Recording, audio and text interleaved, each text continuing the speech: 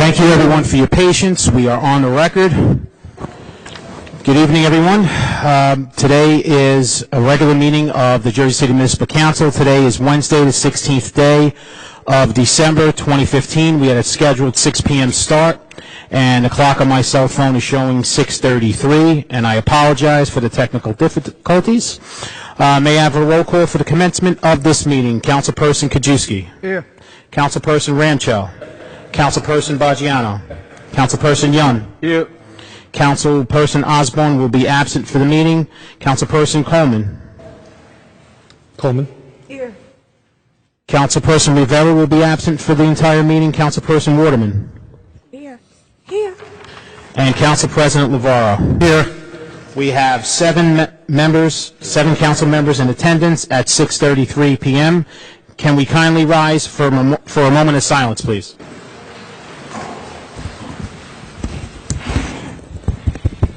Let's remember the victims of the terrorist attack in San Bernardino, California. Robert Adams, Isaac Amanios, Beretta Betbadal, Harry Bowman, Sierra Claiborne, Juan Espinoza, Aurora Godoy, Shannon Johnson, Damian Maines, Tin Nguyen, Nicholas Telesinos, Yvette Velasco, Michael Wetzel. George Odoms. Anastasia Vultas, Lieutenant from the West District, Mom. Louis Vultas, Mom. Pasquale Pat Sacco, father of North Bergen Mayor and State Senator Nick Sacco. Johnny Salamanca, brother of Rosemary Nunez, longtime recreation employee. And Otto George Kraft Jr., employee of the Tax Assessor's Office.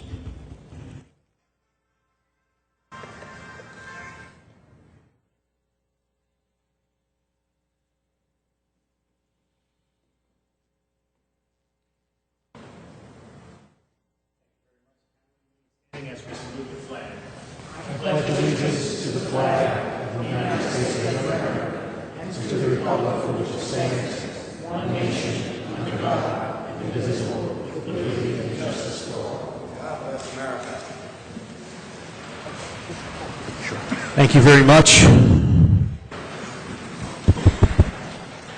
On behalf of City Council President Lavaro, in accordance with the New Jersey Public Laws of 1975, Chapter 231, the Open Public Meetings Act, also known as the Sunshine Law, adequate notice of this meeting has been provided by the posting on the bulletin board of the first floor of City Hall, the annual notice, which is the schedule of meetings and caucuses of the Municipal Council for the calendar year 2015, and filed in the office of the City Clerk on Wednesday, November 26, 2014. In addition, at the time of its preparation, the agenda of this meeting was similarly disseminated on Thursday, December 10th, 2015, at 4 p.m. to the Municipal Council, Mayor, Business Administrator, Corporation Council, and the local newspapers, so I can certify as to our total compliance with the Sunshine Law.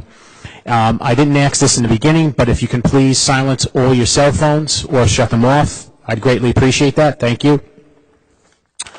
Council members, we need to make a motion to add some of the late items that were added, in particular, items 3M, 3N, 10Z35, and 10Z36.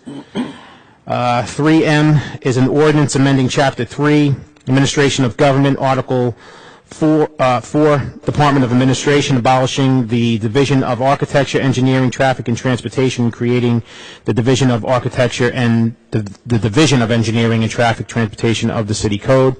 3N, that was Ordinance 15-185. 3N, City Ordinance 15-186, is an ordinance authorizing the City of Jersey City to file an offer of financial assistance to acquire certain property collectively known as the 6th Street Embankment from Conrail and such other Conrail properties as are necessary to connect with the main line in the vicinity of CP Waldo.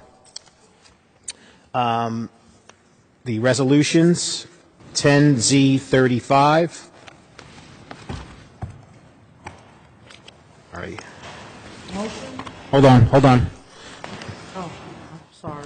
10Z35 is resolution number 15-897, resolution ratifying an emergency contract award to Tomahawk Strategic Solutions to provide evaluation and training to the city's first responders.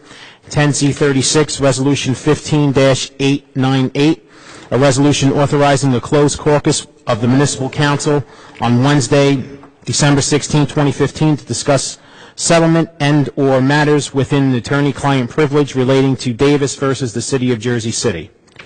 Council members, may I have a motion to add these items to the agenda? Motion? Second. Motion made by Councilperson Coleman, seconded by Council President Lavaro. On the motion to add items to add items 3M, 3N, 10Z35, and 10Z36, Councilperson Kajewski. Aye. Councilperson Ramchow. Everything except 3I. I'm sorry, everything except... No, this is just adding new This is- items. Adding the new items. Yeah. Okay, motion. No, it's already done. Yea or nay? Your vote is yes? Yes. Thank you. Councilperson Baggiano. Yes. Councilperson Young. Yes. I'm not going to repeat Osborne or Rivera being absent. Councilperson Coleman. Yes. Councilperson Waterman. She stepped away. Council President Lavaro. Before I vote, I just wanted to, for those who are here for 3O, we are going to add that, but it's going to come after the second reading ordinances. Okay? Before you vote, Council President, Councilperson Waterman is in the room. This is a motion to add items 3M and 10Z35. I just want people to know, who may have come here for 3O, that it's not that we're not adding it. We are going to add it. It's just going to come after the second reading ordinances, so that we can have the public hearing. I vote aye. And Councilperson Waterman? This is the ad, right? This is the add items 3M, 3N, 10Z35, and 10Z36. Aye. Motion carries 7-0 with Councilpersons Osborne and Rivera absent.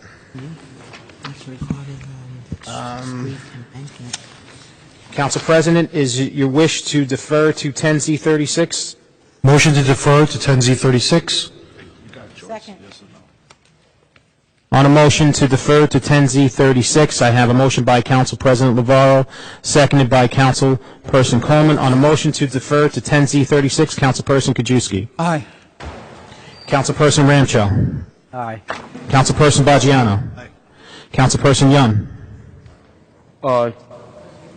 Councilperson Coleman. Aye. Councilperson Waterman. Aye. And Council President Lavaro. Aye. Motion carries 7-0 with Council members Osborne and Rivera absent.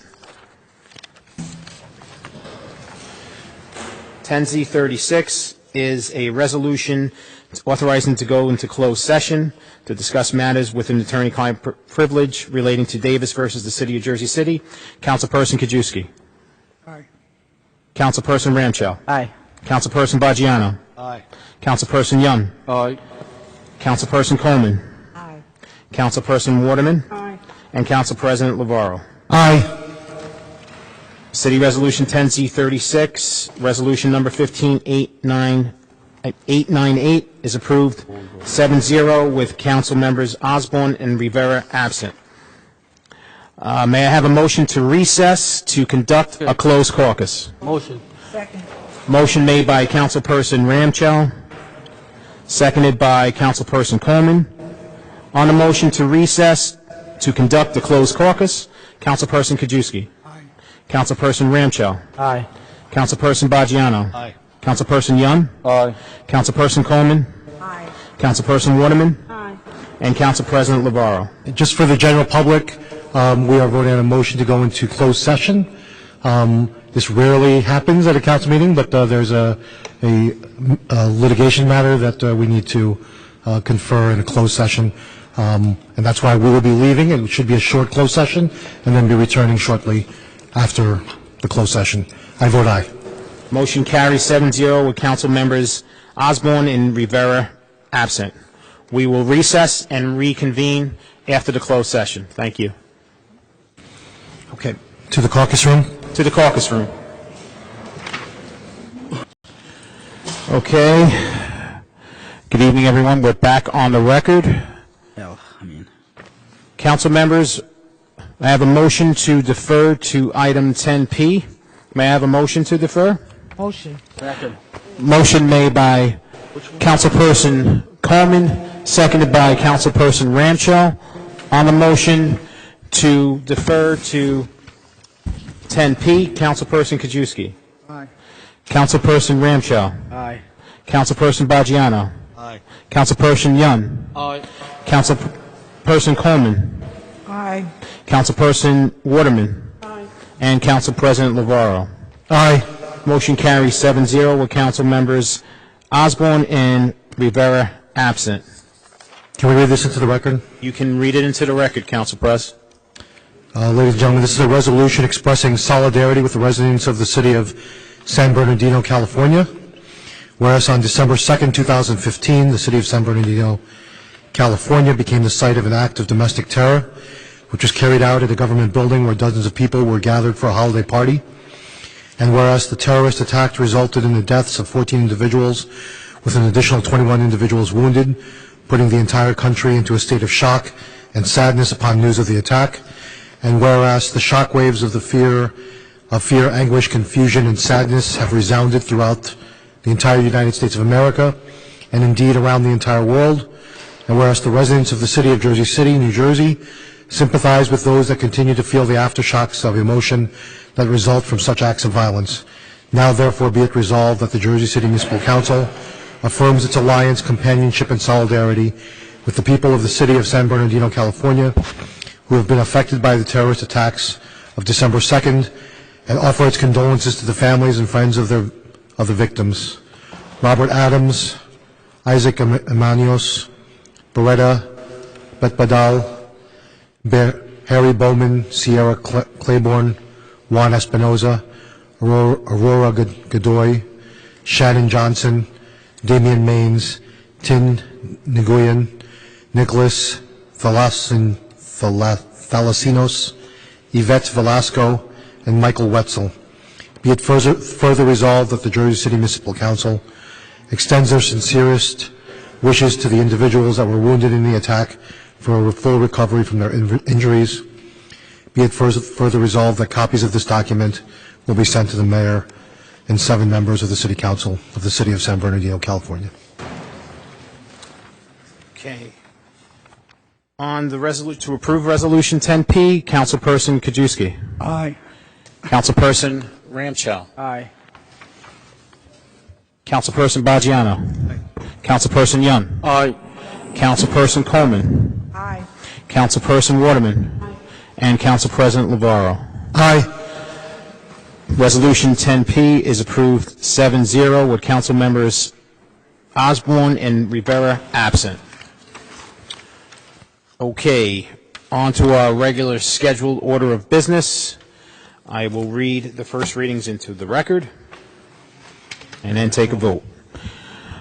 First, City Ordinance, Item 3A, City Ordinance 15-173, an ordinance authorizing an amendment to the tax exemption of number 120 River Court West Urban Renewal, 30 River Court West Urban Renewal Company, HP Lincoln Urban Renewal Company to implement a settlement and amend the tax exemption under the 2003 long-term tax exemption, but only as to the definition of net profit. Excuse me 1 second.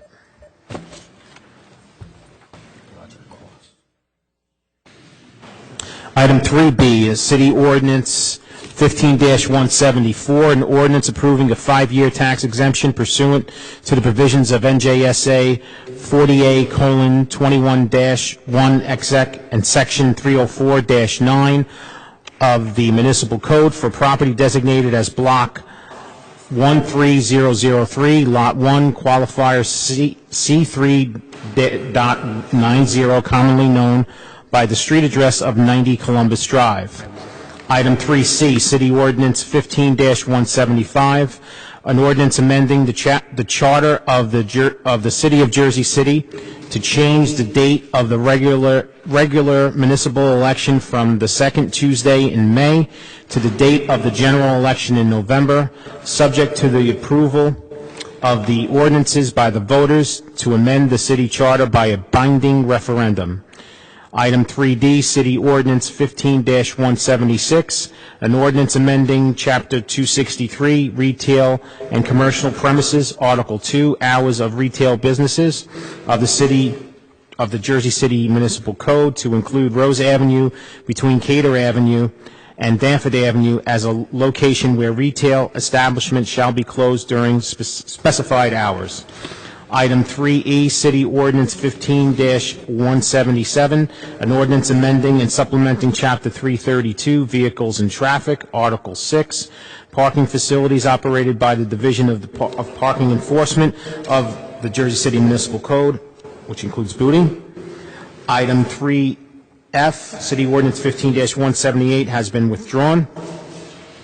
Item 3G, City Ordinance 15-179, a franchise ordinance granting permission to 1 Edward Hart Road, LLC, its successors or assigns to make private improvements in the public right-of-way of 1 Edward Hart Road, Jersey City, New Jersey, also known on the tax map of the City of Jersey City as Block 243004, Lot 6. City Ordinance Item 3H, City Ordinance 15-180, an ordinance authorizing the City of Jersey City to enter into a lease with Dwight Street Block Association for the use of Block 24101, Lot 2, more commonly known as 75 Bayview Avenue, for a community garden. Item 3I, City Ordinance 15-181, an ordinance authorizing the City of Jersey City to enter in a lease with Community Gardening, Inc. for the use of Block 389, Lot 196 and 20, more commonly known as 174-176 Brunswick Street, for a community garden. Item 3J, City Ordinance 15-182, ordinance of the Municipal Code of the City of Jersey City adopting amendments to the Transit-Oriented Development North Zone of the Morris Canal Redevelopment Plan. 3K, City Ordinance 15-183, an ordinance of the Municipal Council of the City of Jersey City adopting amendments to the zoning map of the Morris Canal Redevelopment Plan. 3L, City Ordinance 15-184, an ordinance approving a 15-year tax exemption for a mixed-use market rate condominium project to be constructed by 9th Street 2 Urban Renewal LLC, an urban renewal entity pursuant to the long-term tax exemption law, NJSA 40A:20-1 exec. 3M, City Ordinance 15-185, an ordinance amending Chapter 3, Administration of Government, Article 4, Department of Administration, abolishing the Division of Architecture, Engineering, Traffic, and Transportation, and creating the Division of Architecture and the Division of Engineering, Traffic, and Transportation of the Jersey City Code.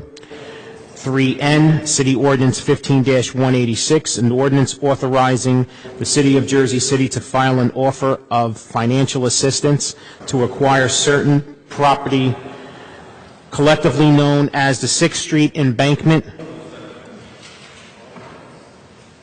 from Conrail to and such other Conrail properties as are necessary to connect with the main line in the vicinity of CP Waldo.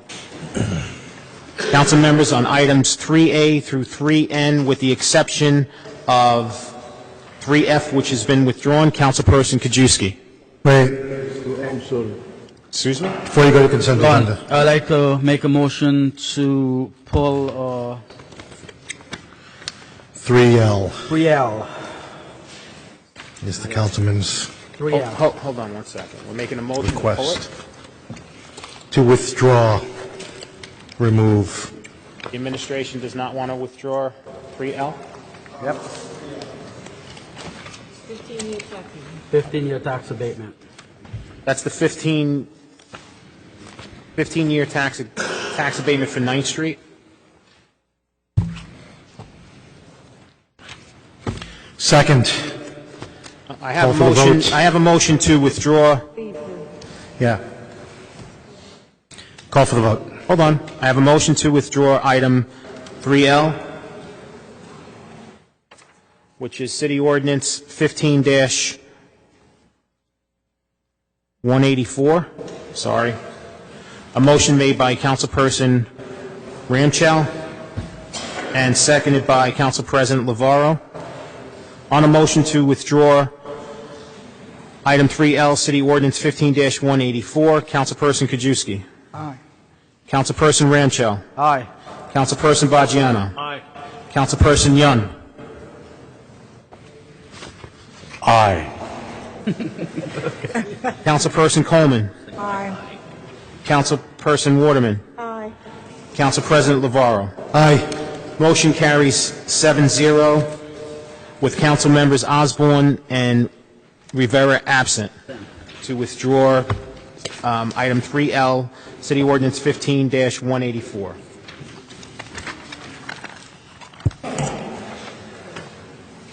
Just give me a moment to recap. Chico, can I make a motion to withdraw 3? Council members, Ken. I need your vote Just give me a on second. items 3A through 3N with the exception of 3F and 3L. Councilperson Kajewski. I mean 3F too, right? Aye for introduction. Councilperson Ramchow. I withdrawn N, no.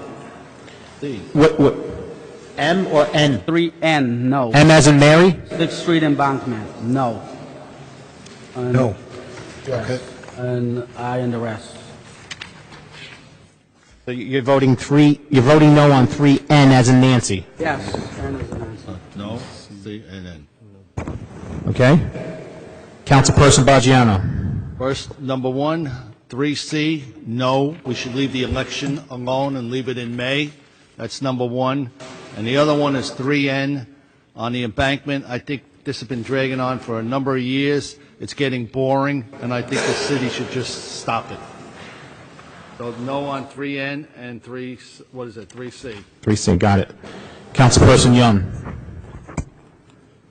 No for 3C. As I mentioned to that, change the election date for just one political reason for, I think that's not fair. And also it's not clear that we're going to have a runoff or not. And it's going to create a lot of inconvenience to voters in Jersey City, especially senior. So I voted for no. And 3N, 6 embankments. I support that idea. It's such a great idea. I think they deserve to have that. The city of Jersey deserve to have, more open space. But STB, in a condition, actually, we don't know how much it costs for taxpayer in Jersey City. So I didn't see any. Council, I do want to address that issue because I know that opposing counsel in that litigation submitted a letter to the council filled with, frankly, erroneous information. And so I did want to say that should we prevail on the OFA, the STB will set a cost for acquiring the property. Based on STB practice, it would be the amount that was paid for during the unlawful transfer of that property. And that amount is $3 million. After that point in time, so our acquisition costs will be the $3 million. It's not some amorphous, unknown number. Okay. And after that time, we would then have to engage in a study to see what the best uses, rail uses would be, and if that's practicable and how we would do that. But it's important that we understand when we get those communications from opposing counsel like that, they're advocating for a position, and they're not giving you unbiased information. And so when you have questions about those types of matters, you should turn to your own counsel and ask, as opposed to relying on representations made by people who are trying to drive a result. And the result is they don't want the city to acquire the property and move forward with what the residents have asked the city to do. Okay. They want to keep the property to develop it for their own uses. Okay, Jeremy, based on information and advice, I voted for, I only vote for no for the 3C, rest of I vote for I. Jeremy, you're not talking about the cost the city has spent over the last 10 years, and Yeah, what let's- it's wrong. Let's complete the vote, and then you can ask some additional questions. I have the right to answer what he's saying. He was talking to Young. No, I mean, he have a right to ask, yeah. I have a right I finished my voting. Yeah, I finished my voting, so you can ask. Yes, I voted for I. Councilperson Coleman. Me? Yes. Councilperson Coleman. I vote aye for introduction. Councilperson Waterman. Aye for introduction. And Council President Lavaro. So a couple of comments before I cast my vote. 3A and 3B, just for the viewing public, this will be the second reading because of certain time constraints. Will be at our January 4th meeting, which is at 10 a.m., but those two items have some sensitive time deadlines, and so we had to move them up to the January 4th meeting. Let's see, on 3C, so we've gone through many iterations of this on the changing the election, and what I'm just reminded of when we started this effort, this initiative, is that the whole effort of the idea of changing the elections from May to November was that there was an opportunity to expand voter access and opportunity for all populations. What's up?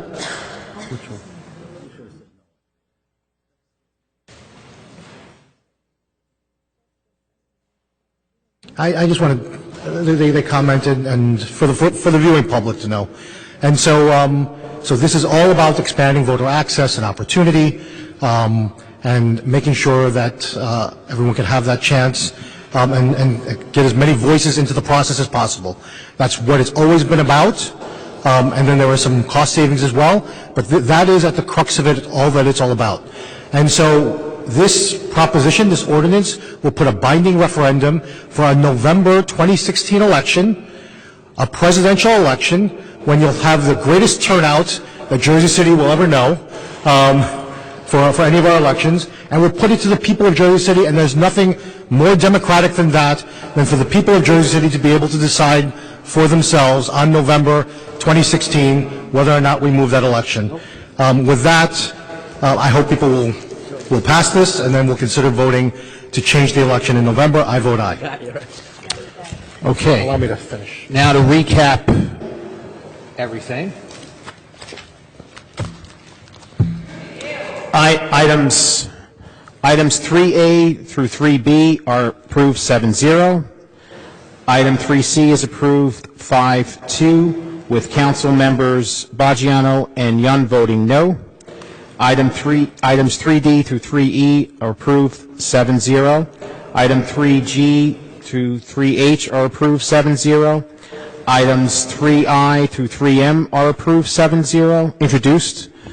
And item 3N is introduced 5-2, with council members Ramchell and Baggiano voting no. Okay. On to our second reading ordinances. Can you turn the air off? We don't have control over that, but hopefully it'll shut off momentarily because the room is now closed. The doors are closed. First, second reading ordinance, item 4. Yeah.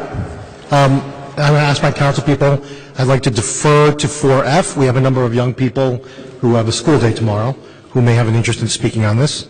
And so, in the interest of time for them, would like to defer to 4F. 4F? Yes. 4F. Can I get a Give me 1 motion to second. defer on 4F? Second. Can I have a second? Second. No, a second to write this. Motion to defer to item 4F, as in Frank, Council President. Item 4F, right? Yes. City Ordinance 15-170. I have a motion by Council President Lavaro and a second by Councilperson Waterman. On a motion to defer to item 4F, City Ordinance 15-170, Councilperson Kajewski. Aye. Councilperson Ramchell. Aye. Councilperson Baggiano. Councilperson Young. Aye. Councilperson Coleman. Aye. Councilperson Waterman. Aye. And Council President Lavaro. Aye. Motion carries 7-0 to defer to item 4F, City Ordinance 15-170. If I may read it into the record. Item 4F, City Ordinance 15-170, an ordinance approving a 15-year tax exemption for an industrial project to be constructed by Hudson Mall Urban Renewal, LLC, pursuant to the provisions of the long-term tax exemption law, NJSA 48:20-1, exec, for the property designated as Block 27401, Lot 41, on the city's tax map, and more commonly known by the street address of 143 Chapel Avenue. This is a public hearing on this ordinance. Any member of the public wishing to be heard?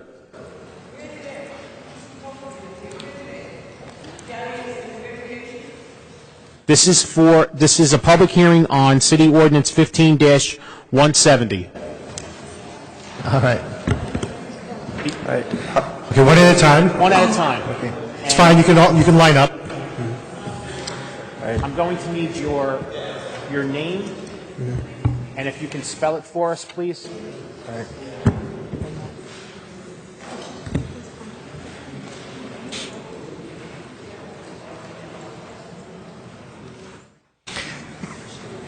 So I know that the students are here to speak and with the schools that have a partnership with Eastern Millworks. This is about a tax abatement application, so we encourage everyone, we certainly want to hear everyone's voice, and we also say that you have to speak to the ordinance. I'm sure you're here to say some great things about Eastern Millworks, and that's part of your, so I'm going to ask you to just keep it short, because technically it's really not part of the ordinance in and of itself. Okay, guys? Thanks. All right, so good evening. My name is Omar Aziz, and I interned at Eastern Millwork through the JCSI program. And I believe that Eastern Millwork provided me many opportunities for my career path. For example, I want to be an engineer, and I learned many engineering skills, and I got to work as in a position as an engineer in Eastern Millwork.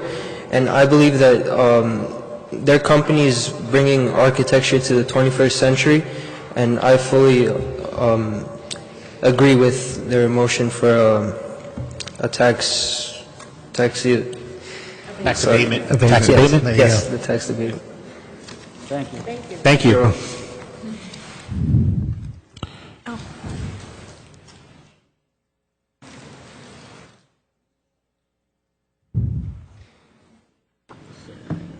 Thank you. Hi. Sorry. My name is Rachel King, and similar to what Omar said, Eastern Millwork participates in the Jersey City Summer Internship Program, and they provide an opportunity for young people in Jersey City to branch out and discover their interests.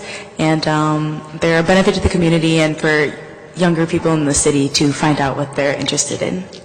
Thank you. Thank you. Thank you.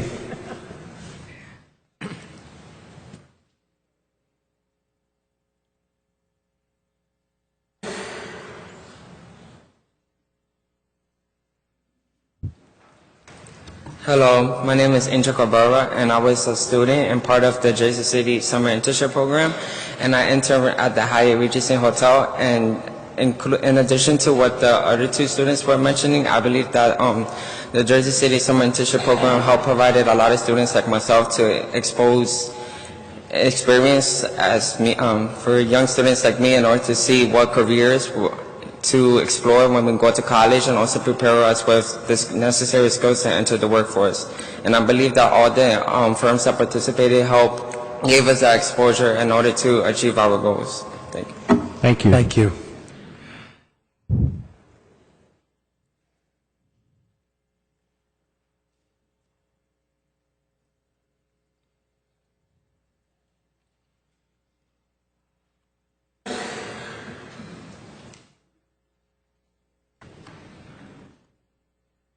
Thank you.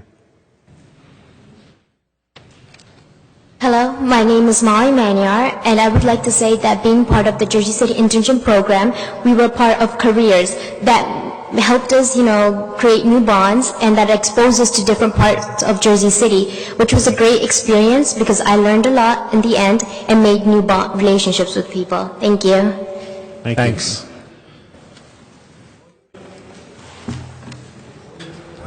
Why is everyone signing in? Really? Is that necessary? I know. Just ask them to spell it. Come on.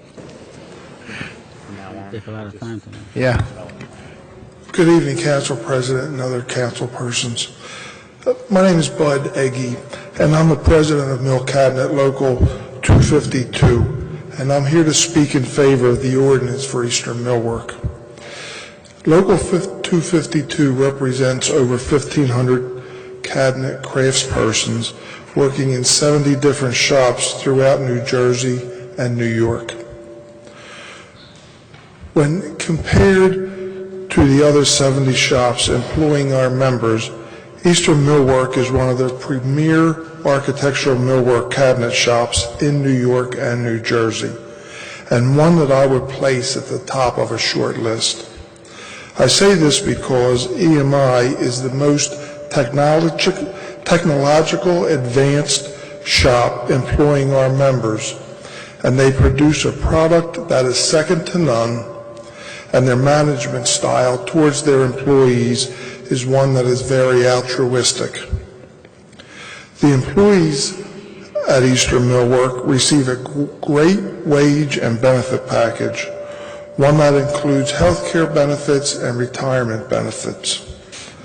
This works well for the employees they employ and the residents in the area, and it also raises the standard of living for Jersey City residents. As you may know, Eastern Millwork is looking to double the size of their current shop.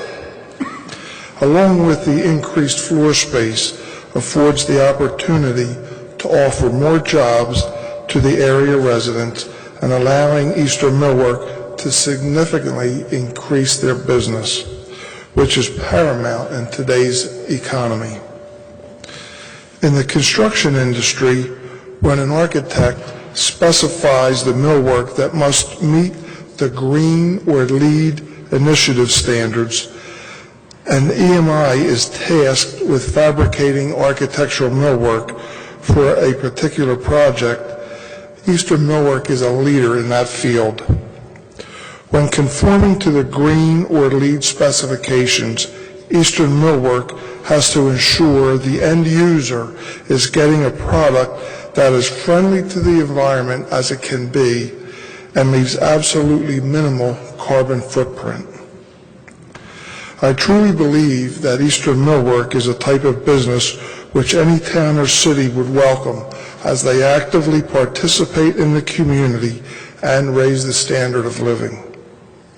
In closing, I respectfully ask the board to support this application for the tax abatement ordinance. Thank you. Thank you. Thank you.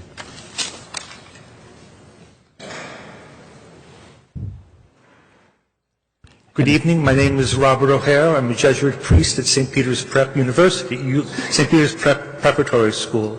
I come to speak on the behalf of EMI simply because of their outreach into the community.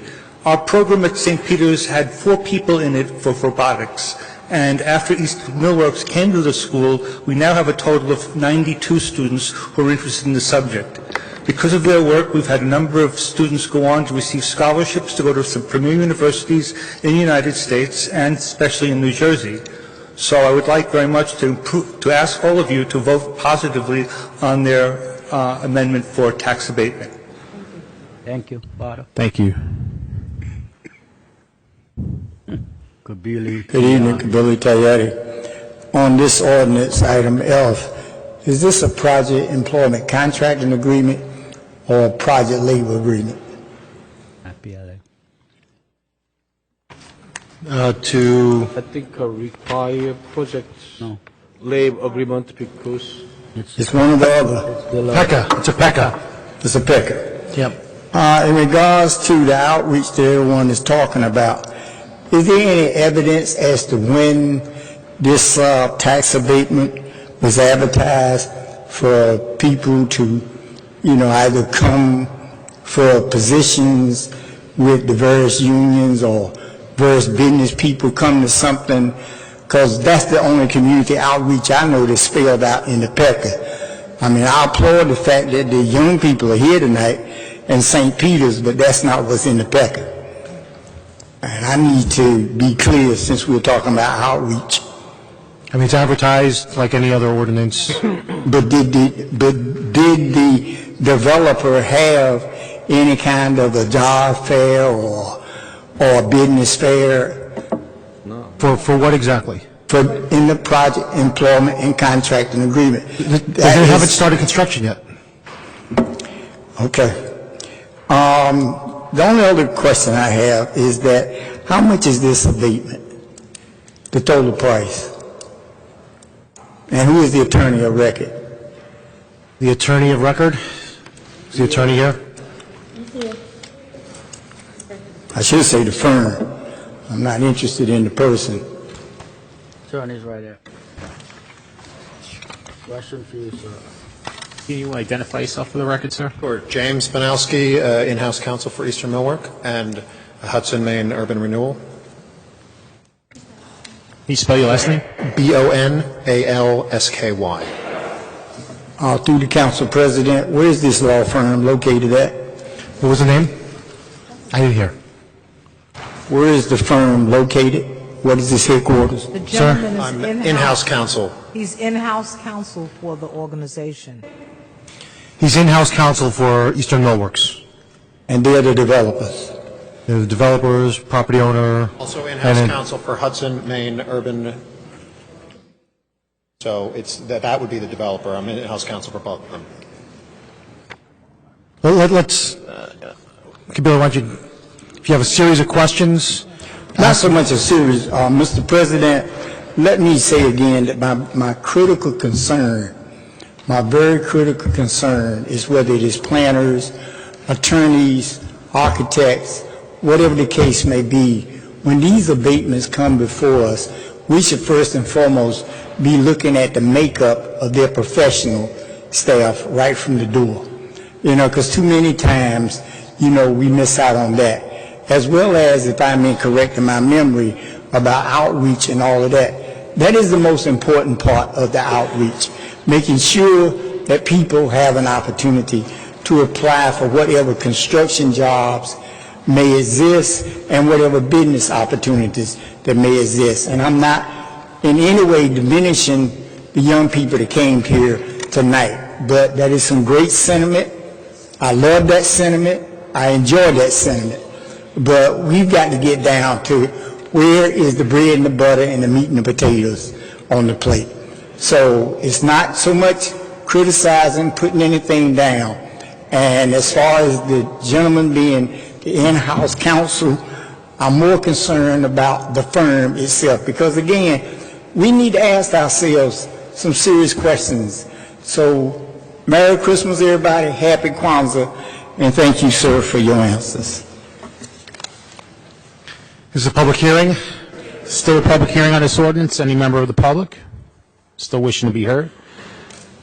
Hi, Pedro Martinez. Angel Martinez? Yes. Like the picture. I'm employed by Eastern Millwork. And I just came up here to basically give a little info, about my appreciation. Eastern Millwork took me in, with no high school diploma and gave me an opportunity, to become more. And us minorities need that kind of chance, to be given a chance to prove ourselves again, that we do appreciate a second chance. And I went from a broom pusher to a supervisor, and I think it's real positive what Eastern Millwork has been doing in our community in Jersey City. Adrian, where do you live? Where do you live, mind me Mr. asking, Martinez? where do you reside? In Jersey City. Where? Pearsall Avenue. Pearsall. Appreciate it. Thank you. Next speaker? How y'all doing? Ricky Smith from Eastern Millwork. Just a little bit. Been at Eastern Millwork now for 16 months. I came through the JSAT program from Low Trouble. I got in back in the day. You know, they accepted me. 16 months now. 3 weeks ago, I just came back from Michigan. They sent me for training for the machines. So now I'm officially a machine runner. So to me, it's really helping me right now. It's really helping me. Thank you. Thank you so much. Next speaker. Hi, my name is Julio Camarillo. Say again your first name. Julio. Julio, and your last name? Camarillo. Can you spell that? Yes, C-A-M-A-R-I-L-L-O. Thank you. Well, I'd like to say that I'm proud to be part of Eastern Millwork, which it's a great company who give me a lot of opportunities. When I start working on this company, I start cleaning the whole shop, and now I'm a machine operator. They send me to the school. They give me this opportunity, and I'm really thankful. Thank you. Thank you. Thank you. Good evening. Good evening. My name is Allison Crone. I'm the assistant principal at High Tech High School of Hudson County Schools of Technology. Can you spell your last name? Crone, K-R-O-N-E. Thank you.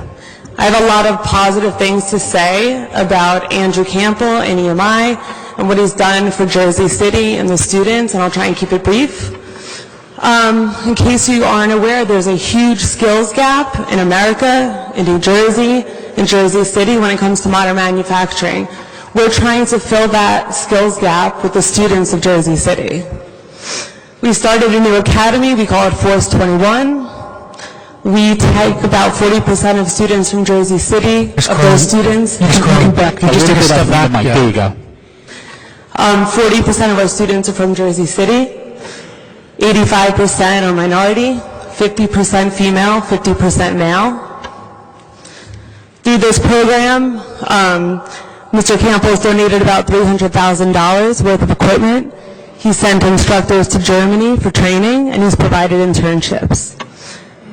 So just to end, I want to say that we have a mission of we're a career and technical school. We want to place our students in jobs and in colleges, and I think it's imperative that he stays in Jersey City. Thank you. Okay. Jason Berg. You have Hudson Maine Urban Renewal as the contractor doing the construction. What's the name of the company that's going to possess the lot at 143 Chapel Avenue?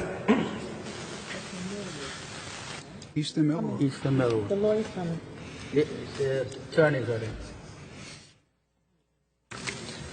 It's the same entity will be purchasing the lot and constructing the new facility. Okay, thank you. Certainly. With that lot, how big is it? I mean, why do you care? I just want to know how much the cubic feet is going to be there, Richard. Because it's actually, that property is on a floodplain.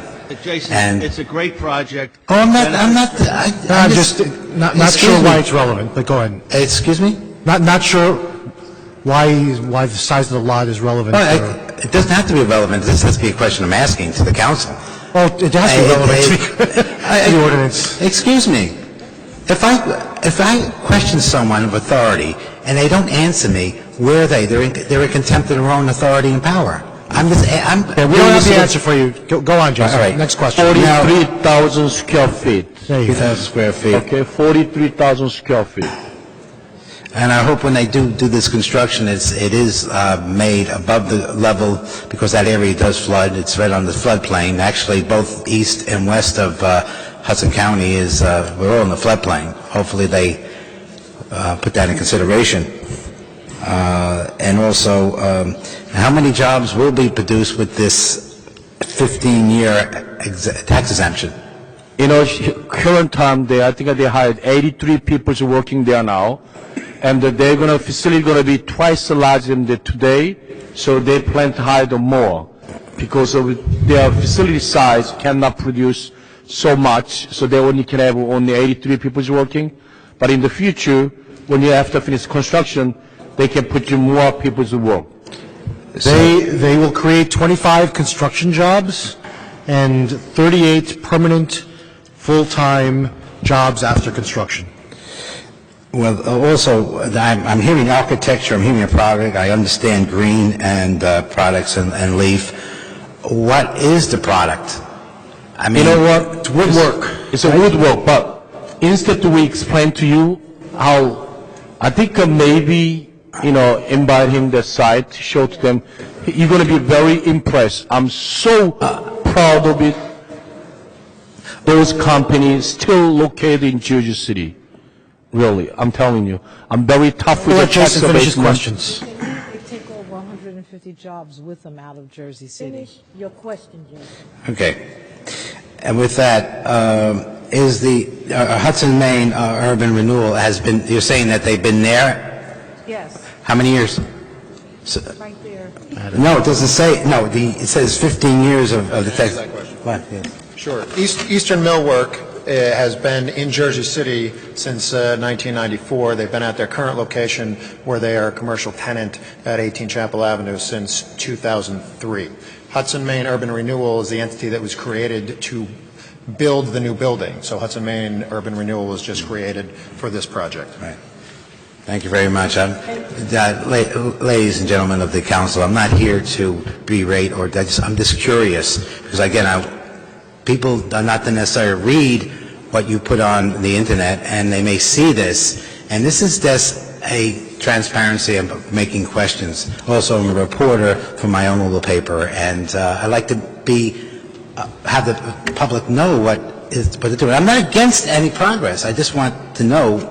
You're off topic. The facts. Thanks. On my own time, yes. Thank you, Jason. Let's move on. Come on. I love my hat. Thank you very much. Thank you. Moving on. Come on. Next speaker? My God.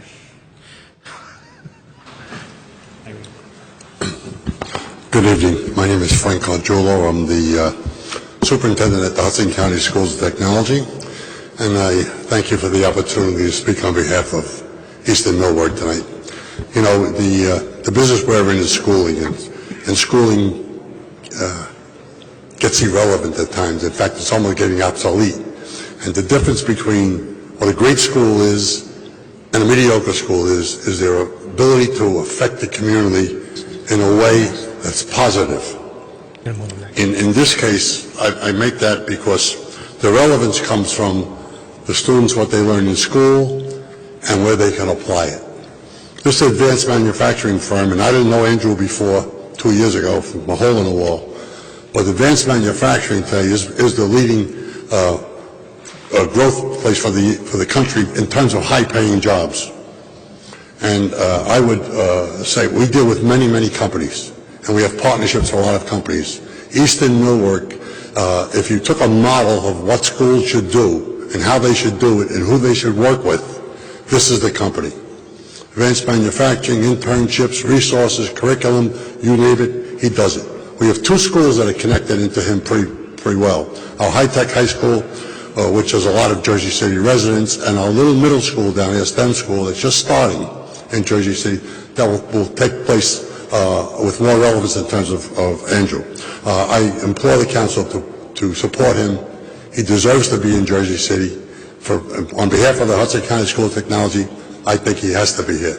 Thank you. Thank you. Mr. Cargiulo, can you spell your last name for me, please? Gargiulo. Thank you so much. Thank you, Mr. Gargiulo. It's a public hearing. Any members of the public wishing to be heard? Yvonne Walter. I have one question, because I've seen many, in the 70s, a lot of people came here and asked for a little tax break, industries. I would like to know what will happen if by chance 5 years or 7 years down the road, this company decided they're going to move and we gave them a tax break. I saw this happen even with Colgate coming to Jersey City and asked for tax breaks. And we gave it to them, and then they left. So I would like to know, in this particular ordinance, do we get something back in case they leave? Because, you know, this is a great company. I'm glad they're hiring local people. I'm glad this. But I've seen this happen in the past. We give breaks. We give a lot of little things, and then the company leaves. Like Colgate, we gave them the streets, and Colgate said, if you don't give us the streets, we're going to leave. We gave them the streets, and they still left. So what do we get in case that happens down the road? What do we get from the public? There should be something in here that says that if you leave, you owe us X number of dollars. In my opinion, we negotiate always from their point of view and never from the point of view of the taxpayer. And I think it should be a little bit of balance. I hope the company succeeds. I hope they hire more people. I'm not against them. But I'm saying, where is the balance in these contracts? Because I've seen a lot of companies come here and leave, and we gave them breaks. That's all I have to say. Thank you. Thank you. Thank you. This is still a public hearing on this ordinance. Any other member of the public still wishing to be heard? Motion. Second. Motion. Before we do that, you know what? Eva? Purpose council? Yes, sir. All right. I think I understand her concern. We give the tax abatement to Hudson Main Urban Renewal LLC. When they have a change of ownership, they have to come to the city council to prove that, right? At the time. Yes. Can we revoke that tax abatement? Yeah. We don't have to approve a transfer of the tax. We don't have to prove that the transparency ownership, so we can protect our taxpayer of Jersey City. Okay? All right. Okay, I have a motion to close the public hearing by council. Sorry, I want to be clear on that. If you don't, you have to have a reasonable basis to deny the transfer. You couldn't just say, for any reason or no reason, you're not going to deny the transfer. Reasonable basis because we give them tax rent because they're going to stay in Jersey City. They're going to be continuing manufacturing. I understand that. But other than that, we're able to, right? Yes. Good. Motion. Okay, I have a motion to close the public hearing by Councilperson Waterman, seconded by Councilperson Navarro. On a motion to close the public hearing, Councilperson Kajewski. Aye. Councilperson Ramcho. Aye. Councilperson Baggiano. Aye. Councilperson Young. Aye. Councilperson Coleman. Aye. Councilperson Waterman. Aye. And Council President Navarro. Motion carries 7-0 with Council members Osborne and Rivera absent. For final consideration and adoption of City Ordinance 15-170, Councilperson Kajewski. I had the pleasure of going down to Eastern Millworks. It's located in Ward A between the cemetery and the railroad tracks, so it's sort of hidden away. But I was extremely... I can't hear you, Frank. I can barely talk, Okay. so this is about the best I can do. I was extremely impressed about the workmanship that they do there, and I was even more impressed about how Mr. Campbell conducts his business, how he treats his workers, how he develops his workers, how he gives back to the community. He was involved as one of the founding people in Force 21 Academy.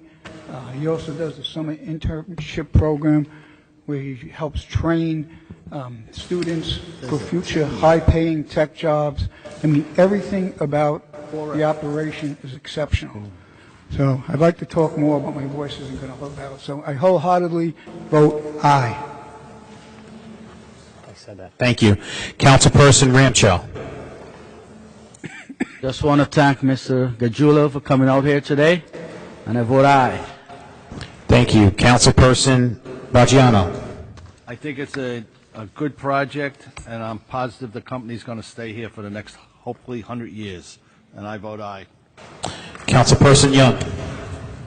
As a tax abatement, usually I say no, because I believe that's not protect or benefit the taxpayer. But I went to this place, I was shocked. This place is really top of the line manufacturing located in Jersey City. I was very surprised, and I'm so proud that manufacturer and owner to have those kind of businesses stay in Jersey City. Really, I'm so proud of it. I hope it continues to stay in Jersey City, provide service, and especially they have a great internship for our children. Continue to keep that their internship program. I vote for aye. We're so proud of your company. Thank you. Councilperson Coleman. Aye. Councilperson Waterman. Aye. And Council President Navarro. Yeah, I'll make a very short, as Councilor Ramchal comment. All the young people, the Schools of Technology, thank you for coming out. The great impact, demonstrating what the great impact is that Eastern Millworks. Frank talked about how much they give back to the community. What I just want to say is that I appreciate that Eastern Millworks is here and making the investment in Jersey City. For the viewing public, Eastern Millworks is the wave of the future, not just in Jersey City, but around the country. That developing these pipelines, and we're so fortunate to have that here, these pipelines of education that go through from middle school at Hudson County School of Technology, through high school, all the way into higher education and into the workforce. And Eastern Millworks is willing to be a partner with Jersey City in doing that. We see successful things like this happening in Seattle with Boeing Airlines and Microsoft, in North Carolina, in the Research Triangle there. This is the wave of the future, and if we're not doing this, we're falling further and further behind. And I'm so thankful to Eastern Millworks, Campbell, that they're willing to make a stake here in Jersey City, and looking forward to a long partnership going forward. I vote aye. Thank you. And they're hiring second chance folks too, which is great. Gentlemen, what was your name? Rory? Ray? All right. I vote aye. Thank you. Okay. Item 4A, City Ordinance 15-165, an ordinance of the Municipal Council of the City of Jersey City adopting the Ocean Avenue South redevelopment plan. This is a public hearing on this ordinance. Any member of the public wishing to be heard? Motion. Hold on. I'm sorry, what are we doing? What are we doing?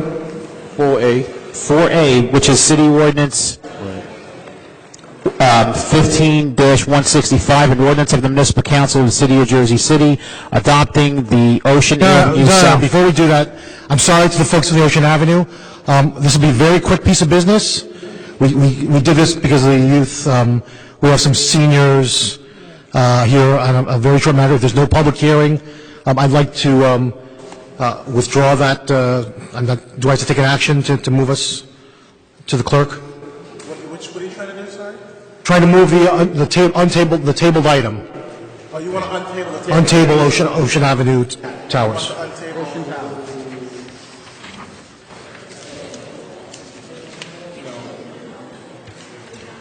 Which is 11J? 11J. What's that? Sean, we're trying to...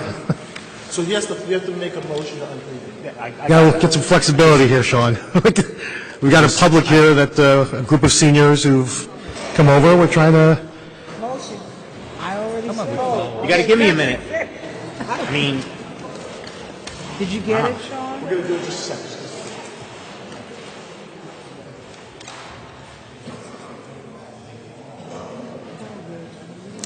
Oh, my For gosh. 25, right? Remove 11J. Yeah, we make accommodations for special groups and so forth. Yeah, this is not unusual. It's not a... All right, so I have a motion to remove item 11J, City Ordinance 15-151, from the tabled agenda by Council President Lavaro, and a seconded by Councilperson Coleman.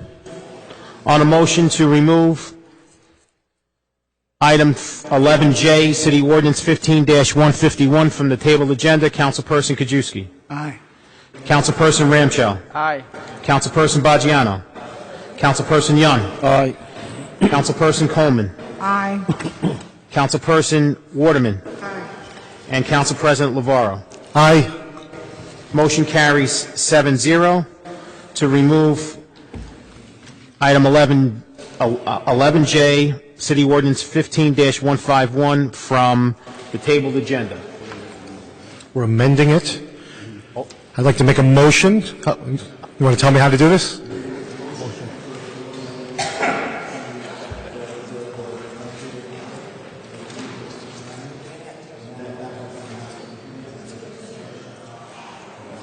Okay. Do we have the amendment written?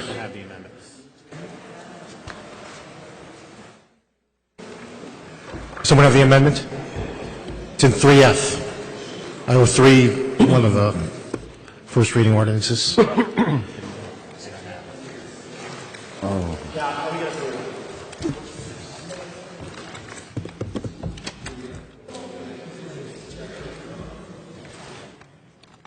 Giants tonight. So I'll read the item into the record. It's City Ordinance 15-151, an ordinance approving one tax exemption for Ocean Avenue Towers Preservation LLC pursuant to the to the New Jersey Housing and Mortgage Finance Agency Law, NJSA 55:14K-1 exec, and determination of the existing tax exemption with Ocean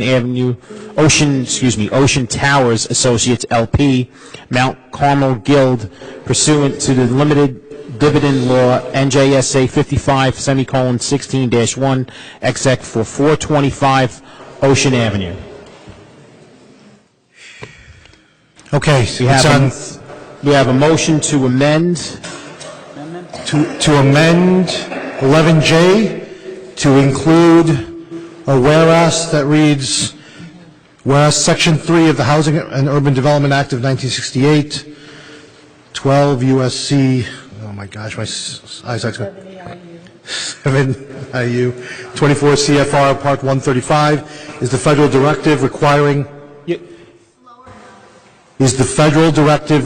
preferences for low and very low income residents of the local community and the businesses that substantially employ these persons for new employment, training, and contracting opportunities resulting from HUD-funded affordable housing projects.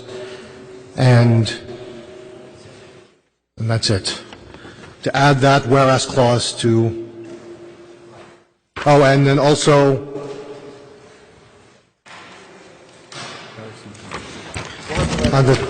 where it reads, whereas although HUD dollars.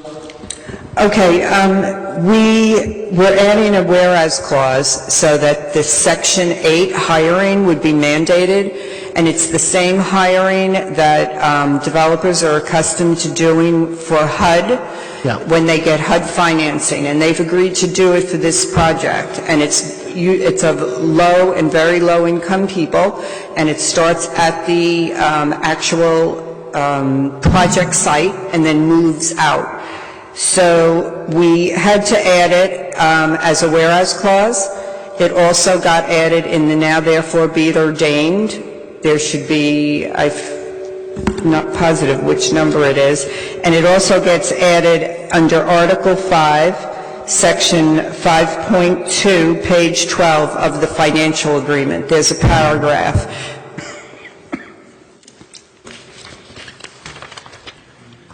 No, that is the wrong financial agreement. Sorry. The language is contained in Financial agreement to what?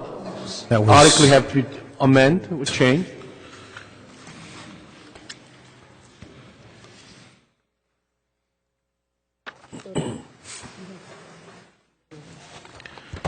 Yes.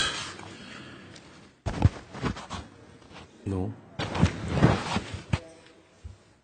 There is a 5.2. Unfortunately, I don't have it with me, but it reads exactly like the now therefore be it ordained and the whereas, both of which mandate Section 3 HUD hiring. And that language is in 3F. Yes, and that will be in the financial agreement as well. Yeah. Joanne. So if you can provide the court 3F? Pardon? We can provide her with 3F, the language directly. Oh, yes. So it can be for the record?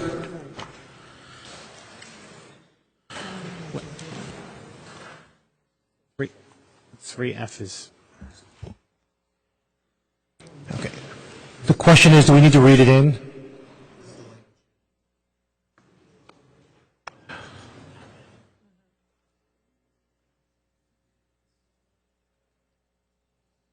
So, can I have that language added to the ordinance? Could I have a new ordinance printed from the law department and have the amendments in italics? So I can make that, I can record those amendments on my vote sheet to just say all amendments are in italics. Okay? And these amendments, just on the record, Jeremy, if you would, these amendments that we're looking to motion to, these amendments are not a substantial change where we would have to re-advertise. Is that correct? They're not a substantial change. We always require specific hiring requirements. We selected HUD because they're more stringent and beneficial to the city than those that the city normally imposes, and it's in line with what the council's thinking was all along. Okay. With that being said, council members, I have a motion to amend item 11J, City Ordinance 15-151. Motion. A motion by Councilperson Lavaro and a second by Councilperson Ramchell. On a motion to amend 11J, City Ordinance 15-151, Councilperson Kajewski. Aye. Councilperson Ramchell. Aye. Councilperson Baggiano. Councilperson Young. Aye. Councilperson Coleman. Aye. Councilperson Waterman. And Council President Lavaro. Aye. Motion carries 7-0 to amend City Ordinance and item 11J, Ordinance 15-151, for final consideration and adoption of City Ordinance 15-151, item 11J, as amended. Councilperson Kajewski. Aye. Councilperson Ramchell. Aye. Councilperson Baggiano. Aye. Councilperson Young. Aye.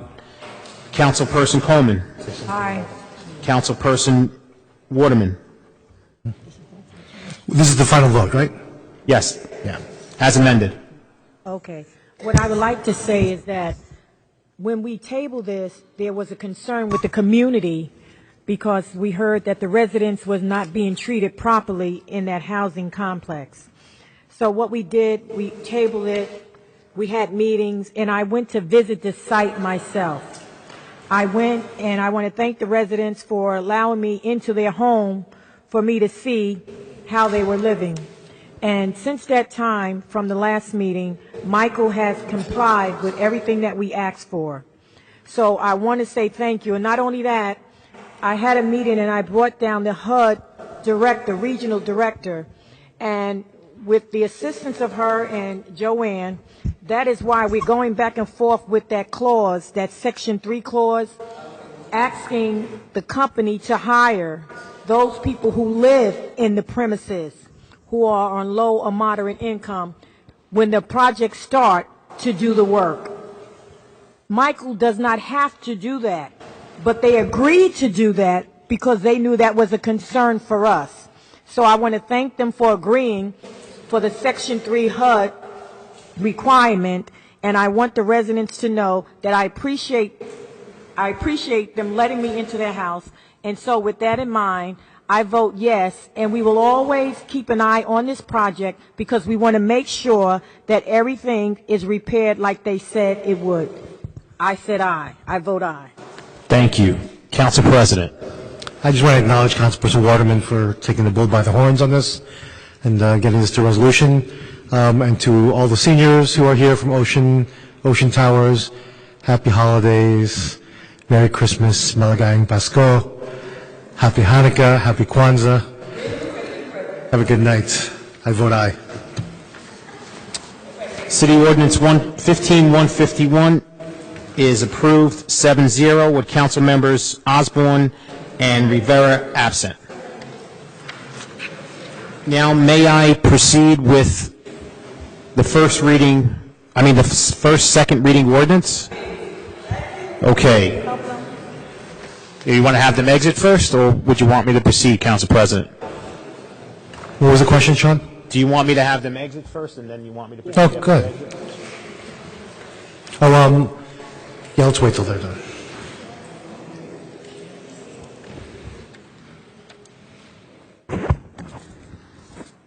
BA, while we take a break, can I ask a quick question? We just voted for this one, 3F.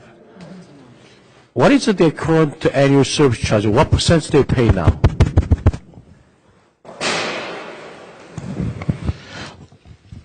They pay 15%. I think we addressed this at the caucus, Councilman.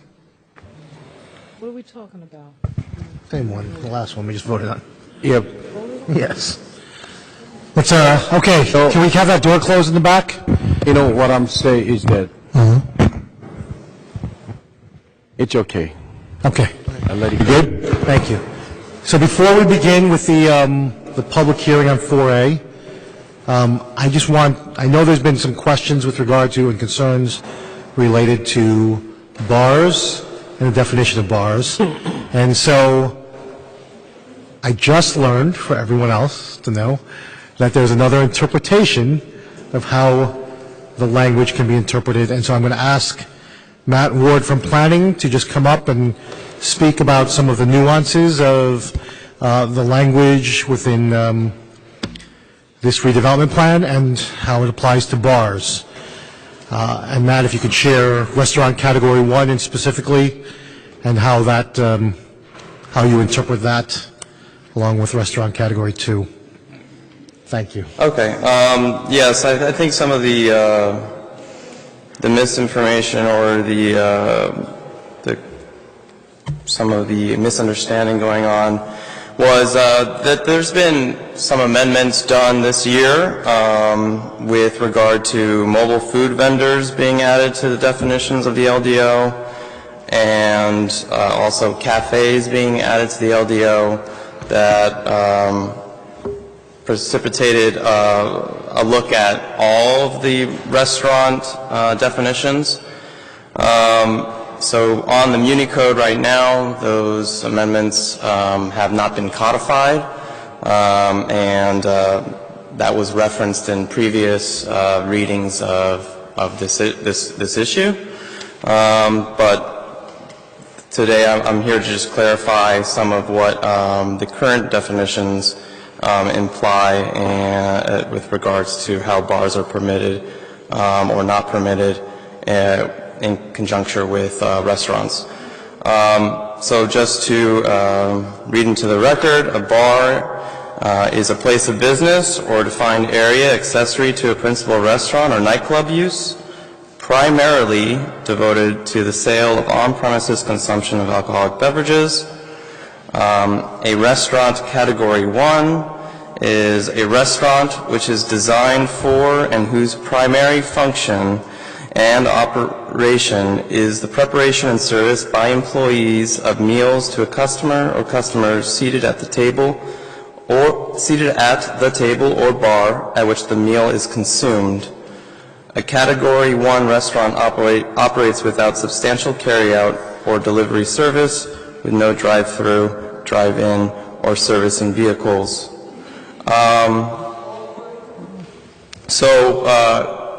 The way staff interprets those definitions, the key word in these definitions is primary. So in a bar, the primary purpose is the consumption of alcohol on premises. In a restaurant, the primary purpose is the consumption of a meal on premises at a table or bar. Therefore, a restaurant category 1, such as Laco's, which operates primarily as a restaurant, can also have a bar area in it, and is still considered a restaurant category 1. By clearly calling out bars as prohibited in the Ocean Avenue plan, that would preclude standalone bars, such as the Candlelight Bar, which the community is very aware and concerned of. With that being said, I would like to open up to any questions that the council may have regarding that matter. If not, thank you. I don't have any questions. I'll just ask. Oh, Frank, do you have a question? Just one question. The Category 2, then, would be a place like, what was it, the Wok place? What was it? Yeah. Yes. You're not allowed to. So Category 2 restaurant is, and I'll read that just for clarification maybe. Restaurant Category 2 is a restaurant or mobile food vendor whose primary function is the preparation and service by employees of food to customers as part of an operation designed to include substantial carry-out service, delivery service, self-service, and which may, but is not required to include on-premises consumption, except that no drive-in, drive-through, or service in vehicles is permitted. So A Category 2 restaurant is kind of like an order and takeout restaurant. There's many restaurants in the city that, like a Chinese food restaurant that you would consider a restaurant Category 2, or a pizza parlor, that you order a pizza and you take it out, and that's the primary way that you would order and get food. So like a Wonder Bagels would be like a Category 2? Yes. So there's no, in Category 2, there's no reference to a bar. So bars in restaurant Category 2, in Category 2 restaurants would not be permitted. It's already Category 1. Through in the list, or the way that the planning board recommended it to city council. Yeah. So just to clarify, the version that's currently on second reading includes restaurant Category 1 and 2. It also includes bars as a permitted use. And then the one that was approved at the planning board, that is 3O, that will add as a new item to the agenda, includes restaurant Category 1 and 2, but not bars as either a permitted use or accessory use. Bars is not included as language at all. Yeah, that's actually listed as a prohibited use. Prohibited use. In fact, the way the LDO reads land use categories that are defined in our LDO, if it's not listed as permitted, it is prohibited. But this plan, the way that the planning board recommended to city council, calls out specifically that land use category would be prohibited. So my only request is, Peter, if you could provide those definitions to Peter, he can make copies available to any members of the public so that they can see how those definitions read. Peter, can you address that? And I'll just close by saying this, unless other people have questions to ask Matt.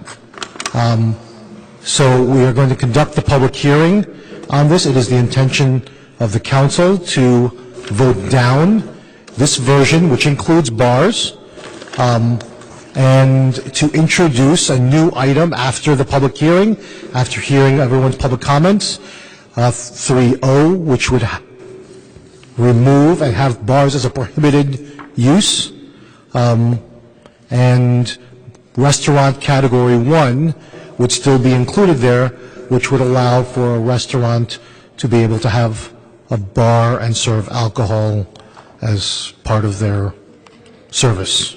Correct, Matt? Did I say that? That is correct. Okay. Good. So let me get it.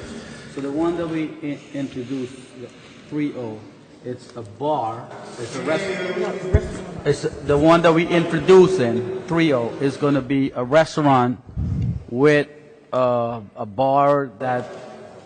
The language itself is restaurant Category 1, and if you go drill down to the definition, which is not in this redevelopment plan, but in other parts of the LDO, restaurant Category 1, as stipulated here, says that you can have a bar or alcohol service in a restaurant Category 1. Yes. Not a restaurant Category 2, which would be a takeout type of situation. So this would be predominantly a restaurant, which is my primary function is to serve as a restaurant, table service, food, right? With booze as well. Or bar service. Correct. With bar service. That's what I'm after. Yeah. All right. Yep. Okay. So now, So now with that being said, we'll have to open up for public hearing. I turn it over to the city clerk. Item 4A, City Ordinance 15-165, ordinance of the Municipal Council of the City of Jersey City adopting the Ocean Avenue South redevelopment plan. This is a public hearing on this ordinance. Any member of the public wishing to be heard? It's a prohibited use. It's a public hearing. Any members of the public wishing to be heard? Hi, Barbara. Thank you. Thank you. I know that could not have been easy. but we thank you. As you know, my name is Barbara Camacho, C-A-M-A-C-H-O, and I'm here tonight as president of the Garwood Block Association, but also as a private resident. And so my views are those of the Garwood Block Association as well as those of my personal view. Yeah, I'm really excited. So we think this is a great thing. I think we never opposed bars that had alcohol, so we love this. There are two outstanding issues that I'd like to raise to the council. The way the plan is written now, there are a couple of protections to the community that are absent that I'd like us to replicate that exist in other plans, like the Morris Canal Plan and the Canal Crossing Plan. Specifically, this plan contemplates notifying only one neighborhood association. You're going to amend that? Fabulous. Okay, what can we do about the 14-day return? So this plan only allows 14 days. We're asking for 21. Initially, we had requested 45, but in talking with Mr. Ward, it became clear that that was too far out. 21 days would be ideal. Could we make that amendment? I defer to Frank. This is your... 21 days, Frank? I'm not sure which one in the plan. So the plan, assuming the plan passes, there's a development application. Within 5 days, you get 45 days to respond. So it's 14. Right. We want. 21. Yes. Awesome. Thank you. That was fabulous. Thank you. Happy holidays. This is still a public hearing on this ordinance. Hi, good evening. My name is Marie McCrary. I am a board member of the SGNA. And first, I would like to thank you for your support during this process. We would not have been able to do this without you. And I just want to speak very briefly about how this plan was developed and how this came about. When we formed as a neighborhood association, we, along with Councilman Grajewski and other members of the community, realized that Ocean Avenue could be such a huge asset to us, but instead it is a huge detriment. So we decided to start from Cater Avenue and walk all the way down to Gates Avenue, and we stopped in every single business to speak to the business owner, just to say, hi, we're here, we want you to be a part of the community, and we want to fix things, and they were so happy to see us. They were just overwhelmed, and so many of them said, we can't believe somebody finally cares. So we know that there's tremendous potential in Ocean Avenue. We then reached out to the community, through our email list, through our monthly meetings. We applied for and were granted a community development grant, and that allowed us to hire a facilitator to hold a meeting, a planning meeting. This meeting was very well attended. I would say about 200 people showed up, and the facilitator did a great job of making sure every person at that meeting, their voice was heard. Every person was able to write down what their wishes were for Ocean Avenue. We also solicited residents in the neighborhood as well as other neighborhood associations to get them to send us their wishes for Ocean Avenue. At that point, Martha Larkins and I compiled a document which I would be more than happy to share with you that included everybody's comment, and we organized that and sent that off to the city planner. And I would also like to say that the city planners did an amazing job. We think that I felt really sorry for them when I sent them that document, because I was like, I don't even know what they're going to do with this. And they did a wonderful job of coming up with a plan that represented the wishes of the community. So we would also like to thank them as well. And I just also want to say that standing up here, I'm speaking for myself. I'm not speaking for the rest of the neighborhood. Obviously, when you have hundreds of people giving their opinions, you're not going to have a consensus. However, I think a big concern in having standalone bars is dealing with something like we dealt with a few months ago with the Candlelight. That place was horrible. The residents that lived around that bar were basically held hostage in their house on the weekends. But at the same time, Okay, we also realize that the vast majority of people in our neighborhood, despite public opinion, are good people and they don't commit crimes. And there's no place for us to hang out. Okay, I can honestly say that I can't think of one place where I would want to be south of Cater Avenue on a Saturday night besides my own house. And we heard that from many of the people who gave us feedback, is that we want some place to go to hang out. Also, we realize that the possibility of restaurants opening is going to be very good. Restaurants have a high failure rate, and we feel like we need to support them by any means possible. And if that includes giving them the ability to sell alcohol, that's the highest profit you're going to get in a restaurant. So we wanted them to be able to do that. Finally, I also just wanted to say, and I want to make sure that everybody's aware of this, we can ban bars, and that's fine. We completely support the banning of standalone bars. The SGNA is totally behind that, and we support that initiative. However, you could still, even once Ocean Avenue takes off, anybody can still open a bar next to Ocean Avenue that's not part of the redevelopment zone. And that would be a problem because we don't have, they would not be subjected to the provisions in the plan designed to protect the residents for dealing with another Candlelight. But for now, we're very happy that bars are banned and that restaurants will still be able to exist with a bar inside. We know that if we create an environment that is amenable to running a business, the city will be able to regulate it more to make sure that the Candlelight doesn't happen again. And so the SGNA pledges that any business that opens in our neighborhood, we realize that they are members of our community, and we will continue to do what we can to engage those business owners and to make them realize that there's a large contingent of people in this neighborhood that want to see it better. And in addition, we would like a pledge from you to make sure that the provisions of the plan are enforced.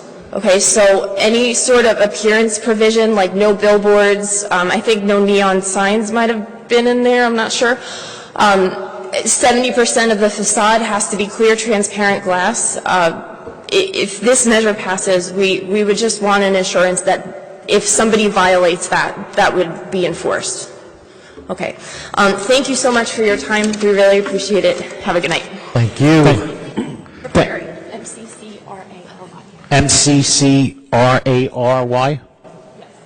This is a public hearing. Any members of the public wishing to be heard? Where does your ward start on Ocean Avenue, sir? Sorry. Where do you begin on Ocean Avenue? That's what I said. On the end of the very end of the... Where do your ward begin on Ocean Avenue and end? It goes from Merritt all the way down to Dwight. To where? Merritt to Dwight. He's having a little issue speaking. Street. I said I can't hear him. Yeah, I know, but he's having trouble with his voice tonight. Okay. All right. White Street, he said. Dwight Street? That's my point. My point is, why do we break up communities? Ocean Avenue had businesses from Merritt to your ward. That's why I said what I said. There's a lot of businesses up there catching hell from Cater to Dwight Street. If you're going to do part of a community, do the whole strip. I'm talking to you too, lady. You ain't got to look at her. I want everybody to get my... I'm tired of people breaking up these communities. Laverne what? Please, What, you can't hear me? Tone it down. No, we can hear you fine. Okay, then. Tone it down. I'm upset because I got some people up there, they got businesses up there, and they catching hell up there. And they said, Laverne, why did it stop at Cater Avenue? It's the same thing on MLK Drive, Ocean Avenue. Anywhere when it comes to look like a community where the community is a mixed community, we divide the community. And it's not right. These people call me, Laverne, why are we excluded out of this? And you're a good man, and I know you are. And I know you probably didn't pay it any attention, but from Cater Avenue to the other side, them people want to know why they're not included. They need help too. You got a young man up there. They got a building that he's trying to get between Woodlawn and Armstrong, and he got a problem with the city. The city owned the building. He got a clothing store in there.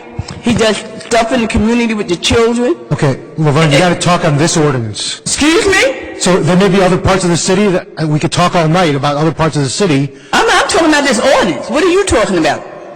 Okay. This is Ocean Avenue, ain't it? Ocean Avenue where?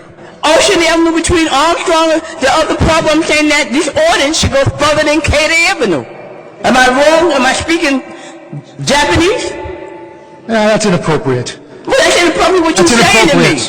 That's inappropriate. That's inappropriate when you say something. I'm not speaking about the ordinance. I know where you're going with that. I know where you're going with what you're saying. I'm talking to him anyway. That's his ordinance. That's his community. That's his house. Not yours. It might be helpful for me just to provide some insight, which is the area you're, I'm told from planning, that the area you're asking about already has a redevelopment plan. It's the Ocean Bayview plan, and it was done several years ago.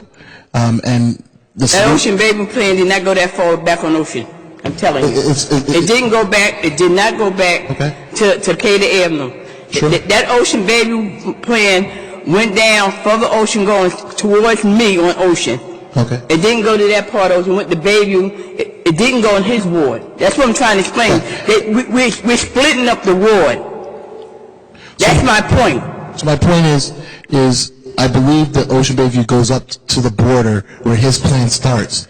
And so the solution is probably to look at the two plans and harmonize them. I don't think. But the people up there are suffering. Yeah. You know what I'm saying? They're suffering. If we're going to do something right in this city, do it right for everybody. You know, this stuff, it's getting out of hand. It's getting out of, that young man been up there fighting for 10 years.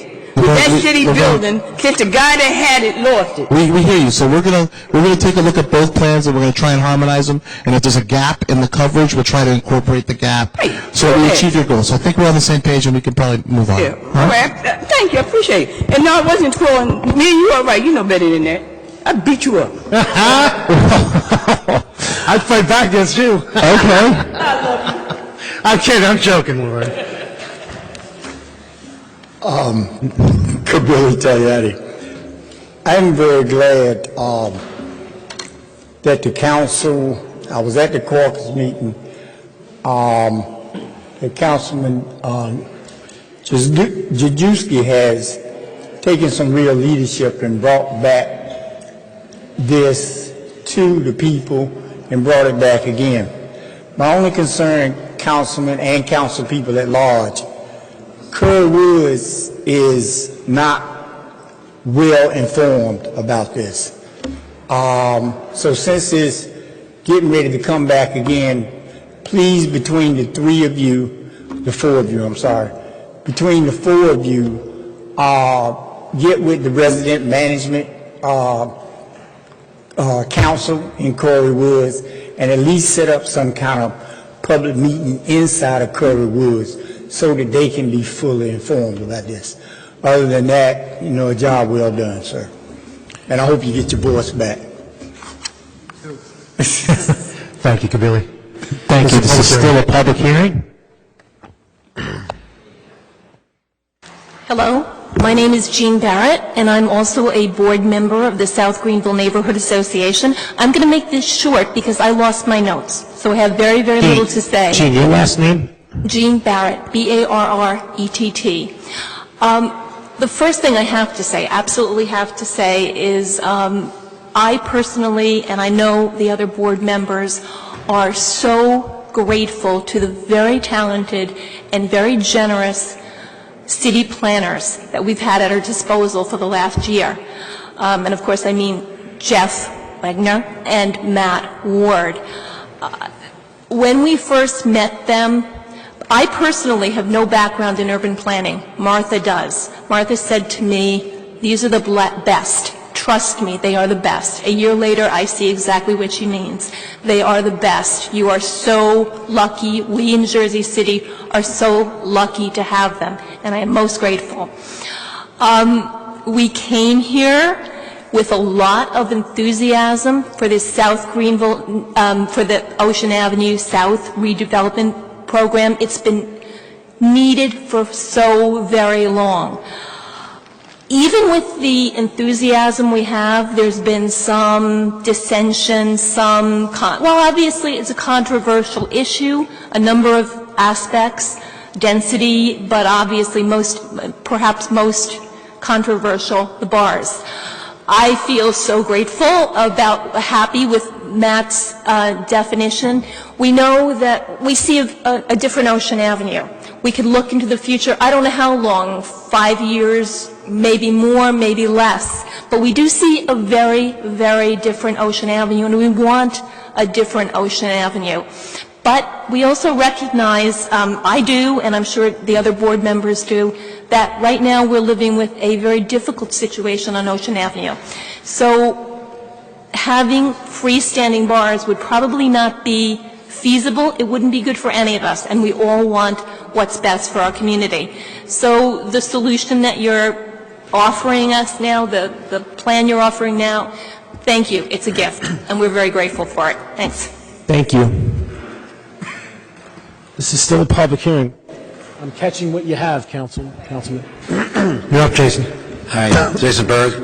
My concern, I'm really glad that the bar situation has been resolved, and we went out and got over 100 signatures to do what we had to do. And that was only actually a 2-day effect. Now, the other aspect is density and the lack of parking. It's bad enough that one thing I'd like to say, I don't want to be like downtown Jersey City, overcrowded, no parking. If we're going to be effective, please make sure that there is inside the building parking, a parking garage. I mean, and also the aspect of, again, infrastructure.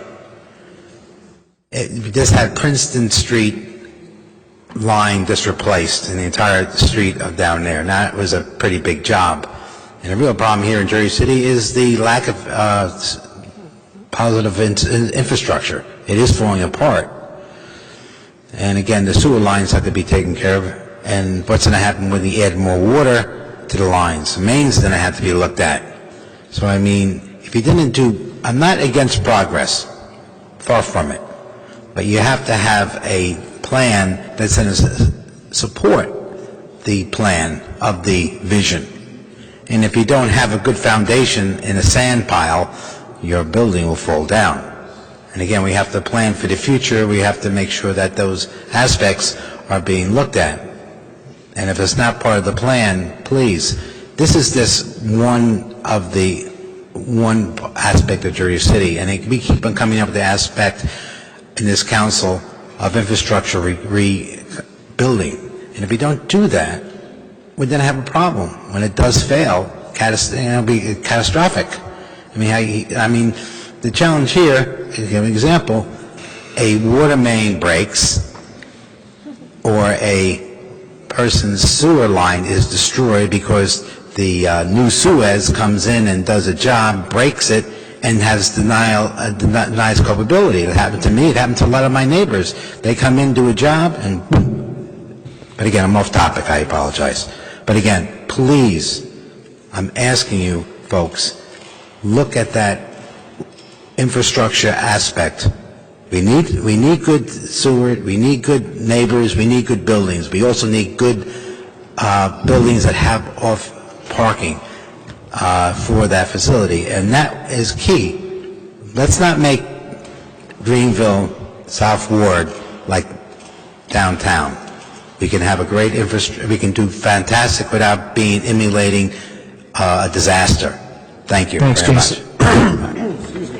This is still a public hearing on this ordinance. Any member of the public still wishing to be heard? Motion, second. Okay, I have a motion made by Councilperson Waterman, seconded by Council President Lavaro, to close the public hearing. On a motion to close the public hearing, Councilperson Kajewski. Aye. Councilperson Ramchell. Aye. Councilperson Baggiano. Aye. Councilperson Yun. Aye. Councilperson Coleman. Aye. Councilperson Waterman. Aye. And Council President Lavaro. Aye. Remember, this is the second reading. Motion carries 7-0 to close the public hearing. For final consideration and adoption of City Ordinance 15-165, Councilperson Kajewski. No. Councilperson Ramchow. No. This is the second reading. Right. We're voting it down. We're going to vote it down, and then we're going to go to first one. Councilperson Ramchow.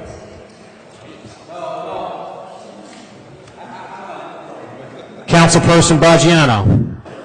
Councilperson Yun. No. Councilperson Coleman.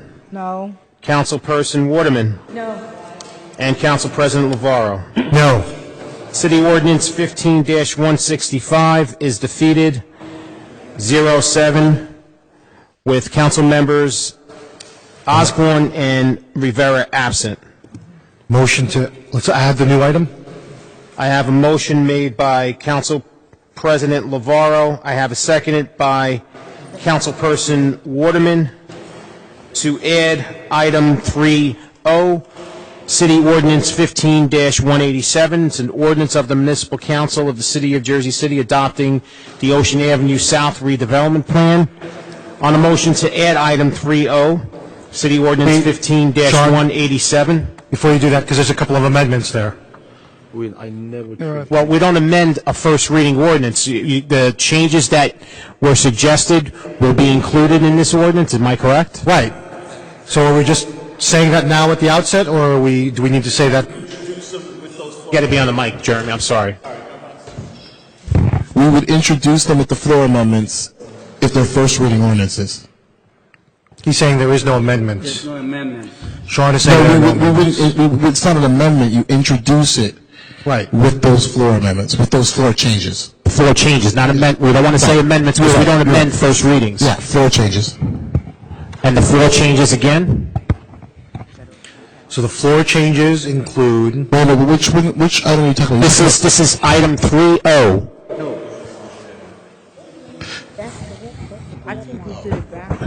Isn't this the correct version that I have? That's right. I'm sorry. You're right. You're right. But I do have the first. I have the corrected version, right? That we're introducing. Go ahead. No, Matt, you can come up to the podium, please, to clarify. Yeah, the council actually spoke to two things that are not in the version that's attached. Okay. One is the community empowerment notice that says one group, but that was changed to I forget.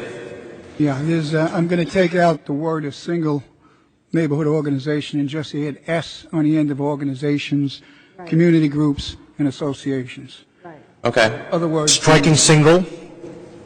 Strike the two words in 5, Roman numeral 5 on page 6A, where it says a single. Take out a single. Wow, I'm going good here. And add an S to the word organization, group, and associations. Councilman, would you be able to provide that to Matt so he can provide us? Would you be able to provide that to Matt Ward?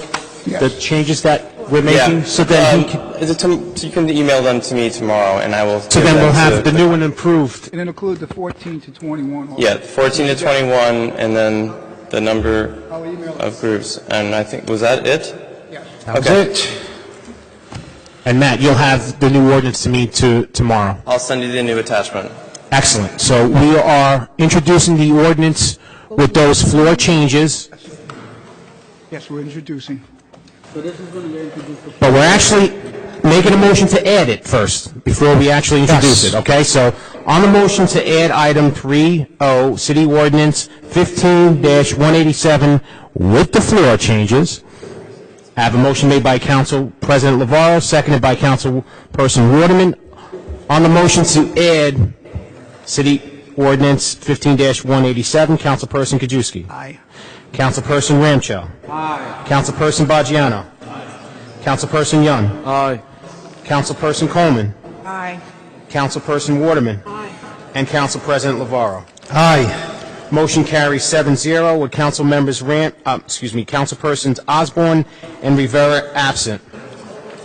To introduce item 3 3-0, City Ordinance 15-187, with the floor changes. Councilperson Kajewski.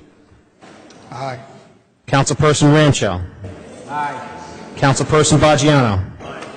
Councilperson Young. Aye. Councilperson Coleman. Aye. Councilperson Waterman. And Council President Lavarro. I'll save my remarks for second reading and just say thank you to everyone involved. I vote aye. Thank you. City Ordinance 15-187. Holiday. Happy holidays. City Ordinance 15-187 is introduced 7-0 with Council Members Osborne and Rivera absent. I don't believe there's any other additional changes to our regular scheduling programming. Am I correct? With that being said, item 4B, City Ordinance 15-166, an ordinance authorizing the City of Jersey City to enter into a lease with Jackson Hill Main Street Management Corporation for the use of Block 17905, lots 18, 20, and 21, more commonly known as 1612-616 Commutapore Avenue for a community garden. This is a public hearing on this ordinance. Any member of the public wishing to be heard? Second. Motion made by Councilperson Waterman, seconded by Councilperson Coleman, to close the public hearing. On the motion to close the public hearing, Councilperson Kajewski. Aye. Councilperson Ramchow. Aye. Councilperson Baggiano. Aye. Councilperson Young. Aye. Councilperson Coleman. Aye. Councilperson Waterman. Aye. And Council President Lavarro. Aye. Motion carries 7-0 to close the public hearing for final consideration and adoption of City Ordinance 15-166. Councilperson Kajewski. Aye. Councilperson Ramchow. Aye. Councilperson Baggiano. Aye. Councilperson Young. Aye. Councilperson Coleman. Aye. Councilperson Waterman. Aye. And Council President Lavarro. Aye. City Ordinance 15-166 is approved 7-0 with Council Members Osborne and Rivera absent. Item 4C, City Ordinance 15-167, an ordinance authorizing the City of Jersey City to enter into a month-to-month tenancy with Rescore Montgomery LLC for off-street parking at 711 Montgomery Street. This is a public hearing on this ordinance, and I see Jason Berg. Jason Berg. Question, how many spots will be for the city, and what department will that be for? To the BA? The VA? To the BA. No, he's to the BA. This This is a public parking lot, Jason. It's a public parking lot. It's a public parking lot? There are metered spots for the McKinley Square Business District on Montgomery Street. And there's some permit parking too, but it's not municipal employees. Metered parking. It's metered parking for the public. Oh, so we're leasing that from this group, the Resource Hub Montgomery? That is a property that was formerly under the care of the Parking Authority. When the Parking Authority was dissolved and became a city agency, the Division of Parking Enforcement is now, well, actually our real estate division manages it, but that was a property that was sold sometime years ago, but they've leased it back to us so we can have the parking available to the public. How many spots are there? Oh, I think around the 60 spot when I asked. Yeah, I was going to say about 50 or 60 spaces yeah, there. 55 space. Okay, that's good. So basically, we're just transferring and making it easy. It's just that would. Well, just our lease was up, and so now the lease has to be with the City of Jersey City, not with the Parking Authority. So we're just going to continue making it available for the public. How many years have we been leasing that property? I don't know the answer to that question. I'm just anal. Thank you. Okay, thank you. This is still a public hearing on this ordinance. Any member of the public still wishing to be heard? Can we please stop calling out? Because I'm having trouble hearing my council members. I have a motion to close the public hearing by Councilperson Coleman. I have a second by Councilperson Waterman. On a motion to close the public hearing, Councilperson Kajewski. Aye. Councilperson Ramchow. Aye. Councilperson Baggiano. Aye. Councilperson Young. Aye. Councilperson Coleman. Aye. Councilperson Waterman. Aye. And Council President Lavarro. Aye. Motion carries 7-0. For final consideration and adoption of City Ordinance 15-167, Councilperson Kajewski. Aye. Councilperson Rancho. Aye. Councilperson Baggiano. Aye. Councilperson Yun. Aye. Councilperson Coleman. Aye. Councilperson Waterman. Aye. And Council President Lavarro. Aye. City Ordinance 15-167 is adopted 7-0 with council members Osborne and Rivera absent. Item 4D, City Ordinance 15-168, an ordinance authorizing the City of Jersey City as tenant to extend for a one-year term a lease with 18 Ash Street Realty LLC as landlord for space located at 46 State Street, Jersey City. This is a public hearing on this ordinance, and I see Jason Berg. Thank you, Sean. The question, why are we having this one-year lease? Is it necessary, or what is it supposed to do? Is it space for parking? Is it for office space? It's a garage that houses some OEM and fire department equipment. So it's a year-to-year lease. Okay. Thank you very much. How much we pay a year for that? Oh, jeez. Monthly rent is $5,200, annually $6,240. How much square feet?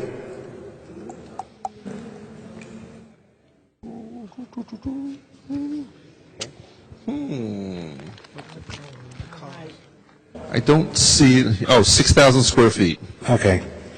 Thank you very much. You're welcome. Appreciate it. Thank you. This is a public hearing on this ordinance. Any members of the public still wishing to be heard? I have a motion to close the public hearing by Councilperson Waterman. Do I have a second? Seconded by Councilperson Ramchow. On the motion to close the public hearing, Councilperson Kajewski. Councilperson Ramchow. Aye. Councilperson Baggiano. Councilperson Yun. Aye. Councilperson Coleman. Councilperson Waterman. Aye. Council President Lavarro. Aye. Motion carries 7-0.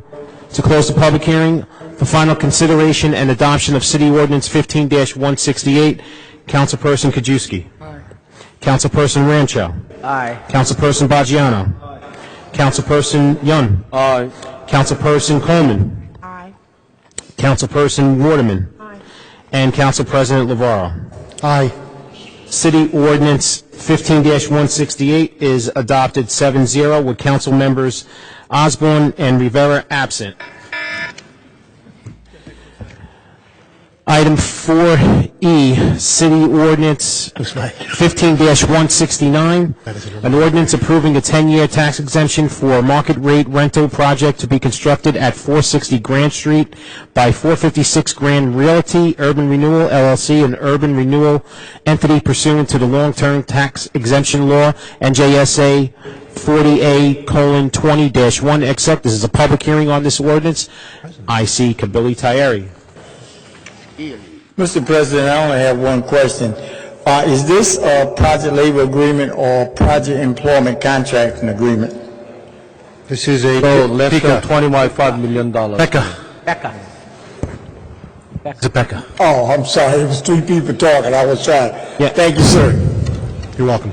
Man. Council members, if the question is asked by a member of the public, if it's asked by the council president, or if someone else wants to ask, they should ask the council president for permission to answer that question, so there is no confusion with our court reporter or member of the public.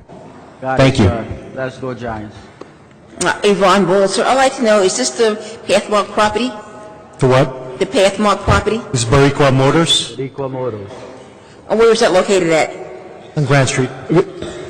Deputy Mayor, can you use the mic? Because you're not being recorded if you're answering. Thank you. Can you just repeat your question, Yvonne? Could you give me the address, please?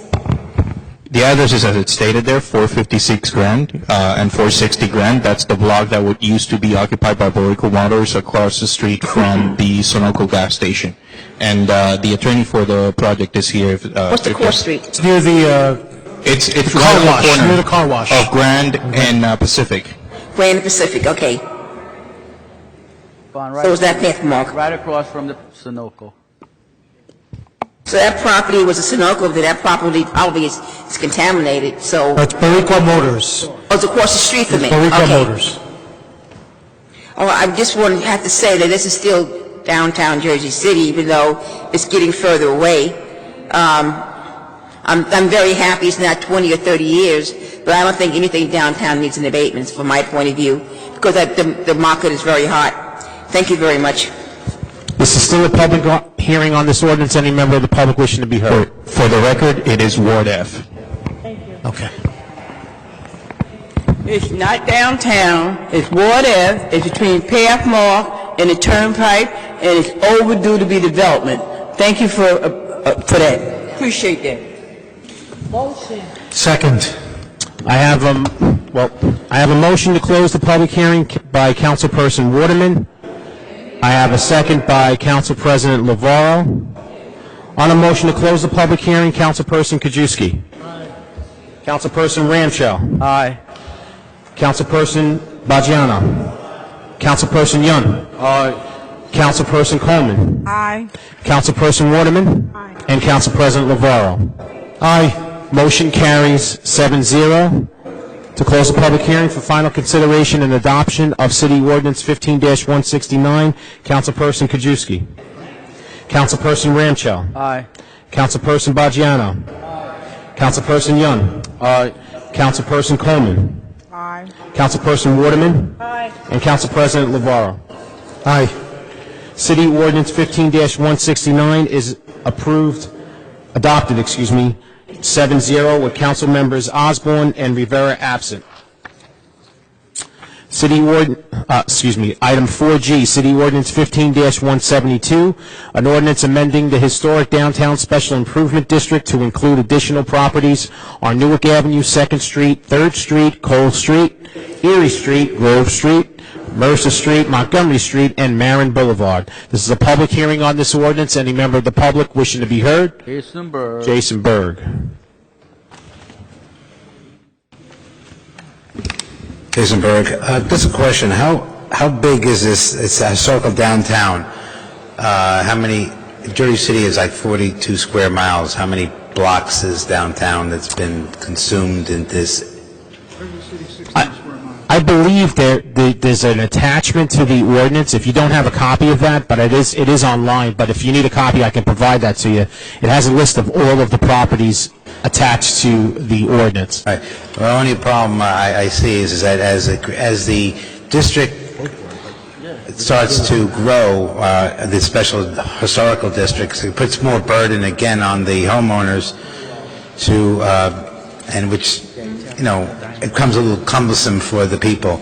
And my understanding, Jason, is that most of these individuals that are being added to the historic downtown district are more commercial. Am I correct? Right. Okay. All right. When we have the map here by the BA to show it to you. Thank you. All right. If it's going to be commercial, but again, they have to be within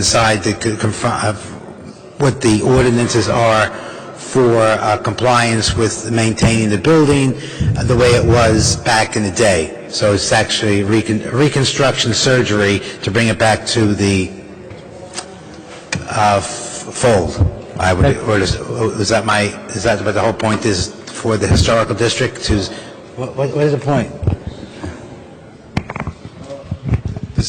The historic district guidelines are not part of this. This is more of a commercial endeavor. Is it?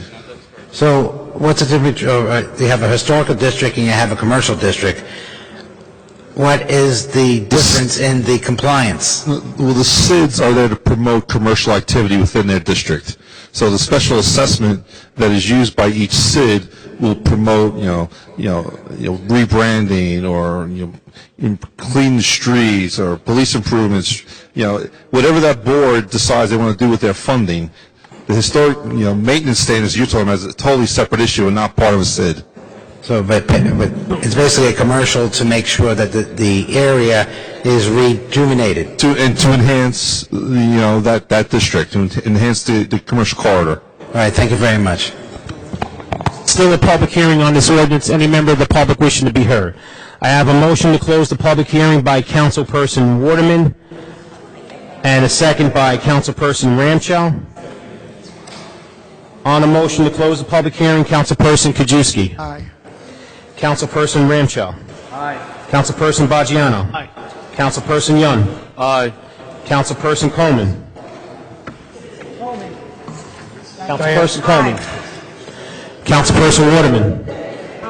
Council President Navarro. Aye. Motion carries 7-0 to close the public hearing for final consideration and adoption of City Ordinance 15-172. Councilperson Kajewski. Aye. Councilperson Ramchow. Aye. Councilperson Baggiano. Aye. Councilperson Yun. Aye. Councilperson Coleman. Aye. Councilperson Waterman. And Council President Navarro. This is final vote on 4G? This is to approve Ordinance 15-172. Adopt. Okay. So just very quickly, because Councilperson Osborne's not here, I know she regrets not being able to be here. Circumstances took her away, but she fully supports this and wants to see this and regrets that she couldn't be here. I vote aye. And if I could vote for her, I'd vote aye too for her. I'm only taking your vote on that one, but it's duly noted. Not in Hudson. Take two. City Ordinance 15-172 is adopted 7-0 with council members Osborne and Rivera absent. And on to our favorite portion of the meeting, the public speaking portion. First speaker, Laverne Washington. Thank you. Council people, the best ordinance that you guys passed tonight was on Grand Street. That man showed me that building. That place been empty at least 25 years. It's right next to the halfway house, the bar. He showed me the bar house all done up, and that car wash been there for years. There was a car lot there, and they was been supposed to develop that area over 10 years ago. They started taking people's houses around on the Brunswick Street, by the side of the turnpike, right behind Pathmark. They were supposed to develop. The building that people are putting there is beautiful. Well done. That was a good project, Council President. Thank you. No, I'm serious. I'm serious. I know. And this is the kind of stuff that we need in our community. I went to two community meetings last week in Lafayette. One at Mr. Walker's building, and one down on Holiday Street where it was a warehouse that I like to pass out how they did it over in there. I didn't even know the lady lived in there. I didn't know where I'm serious. And the people that's coming in our community today, they don't know it. And they moving here for 5 years ago, 10 years ago, or 15. People like her family, councilman right there sitting next to you. I went to school with her family, and we love the change in our community. Her brother owns a beautiful house on Whiteman Street. Am I right, Councilwoman? And what I'm saying is that we stayed here, went through a lot to try to keep this community going, and I try to teach people, no, we want growth, we want to beautify, but you don't know the price that we paid to stay here through the badness. Like I told the people, we had all commercial space on Pacific Avenue. We had bakeries on Johnson Avenue and Whiteman Street.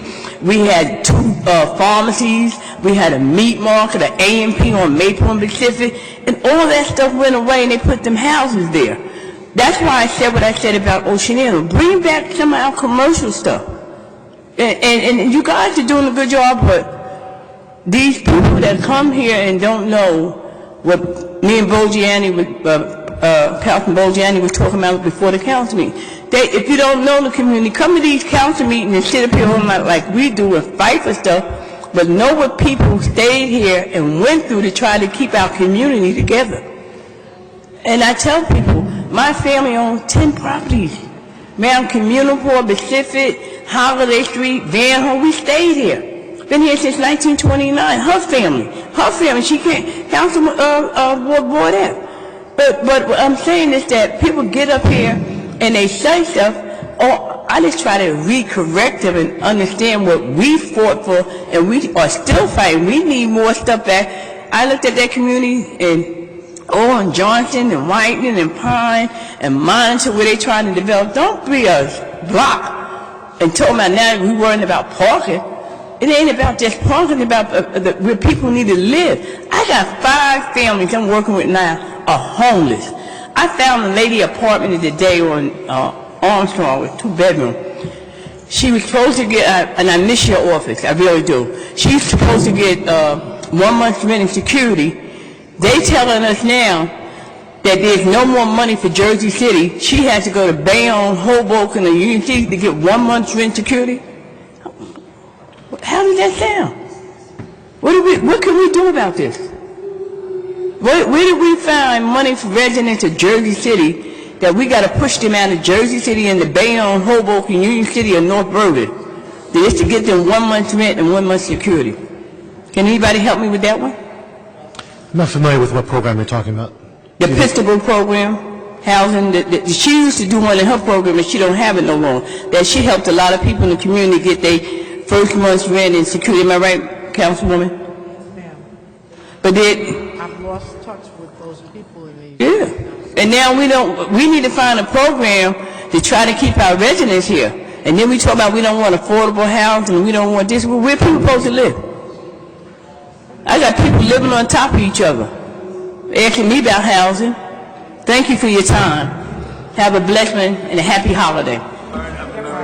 Merry Christmas. What you say, Councilman? Merry Christmas. No, him. I said have a Merry Christmas. You have a blessed one, everybody. Thank you.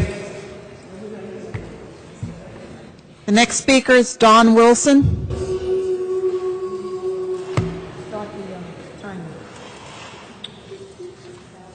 Good evening. I'm back again for 2 reasons. The first reason, I looked at the paper and I looked at my email, and there was the article in the paper about Supreme Court Justice, and he was talking about education for our children, for black children going to school, and he's talking about we don't need to go to University of Texas. We're not qualified for it. That's the same situation that we've always faced here in Jersey City. It seems like that goes across the board in this here country to put us on the back burner as a people. When you have a justice of the United States Supreme Court talking negative things about a people like that, and we've been proving that we can attain the highest level in this country. We got a guy who's the president. But we've been denied opportunity. And that is the problem that we have with all our social ills out here.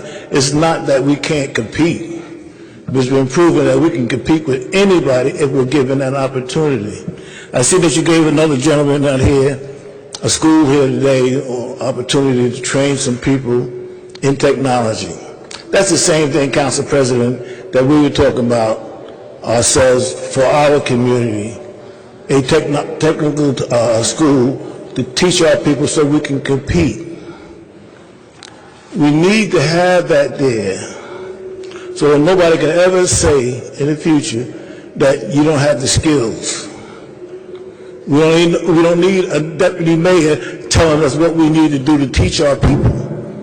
And then he doesn't keep his word to contact us again about what we went and approached this administration about this before we met you. The one thing I can say about you, Council President, you kept your word. You did everything you said you're going to do so far. But the point that I'm really trying to make is this here, is that we need the support of this city to move ahead for our children and their parents so that we can survive in this here community. We don't want to be fodder for ISIS, because that's what you're doing. You're making people totally disgruntled, because these young people now don't care about dying. They will listen to anybody who's going to give them a way to survive. And that survival may be limited, the people they're going to deal with. But this country, and especially it starts here on a local level, like Tip O'Neill said, all politics start local. what's happening here. We need from the local administration here to be able to help us so we can help the city eliminate the problems that we have. You cannot tell a poor man that he can go play basketball and he can't eat. He got no strength. You know, everybody's talking about, oh, we'll build more playgrounds and we'll get more police in. That ain't gonna do but cause more problems. You put the weight on the police department, make them the bad guys, and the people are still disgruntled about what you're doing to them. So we're asking you, and Councilman, I don't like, you're doing work up here, I'm talking to you, and you just totally dissing me. I don't like that at all. I would never do that to you or anybody else that I'm talking to, or who's speaking to me. All I'm just trying to say is this here, from the top on down, we have been dissed as the people. That will stop, because the young people are doing it. Now the older people are taking it up, because they're getting very frustrated with what is happening here. Now, do we change, or do we keep up the same mantra that we've had in the last 50 years that I've been here? Do nothing. We have to have our representatives to stand up and bring something home to support our communities. We're talking about work, we're talking about training. There's a ton of money that we come to find out. And you're talking about everybody can go and look at grant writing. There's a ton of money for training. But everybody tells us, no, there's no money for training. But you have another group come in here, they come in with money, and you give them money. You give all the tax abatements, but there's no money. We're looking at you guys, and I'm not going to say please, because that ain't my style. You have to do what needs to be done. I appreciate you. Thank you, Mr. Wilson.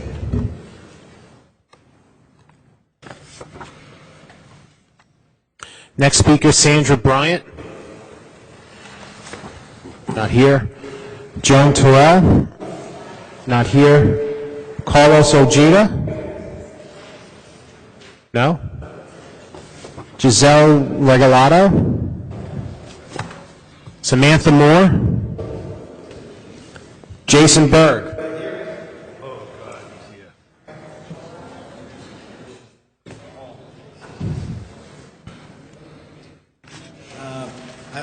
Sean, I want to thank you for an excellent job. I think the sound system is glorious. It's much better than what it was. What did you do? Just change it? What did you do? I didn't do anything. Just, we had adjustments done, that's all. Well, I tell you, it's much better than what it's been. Thank you very much. 1, 2, 3, 4, 5. I'd like to hand out an agenda. I should have 9. Put it in record. This is a meeting that I had on December the 7th for, it was Your Inalienable Rights and Its Divinity.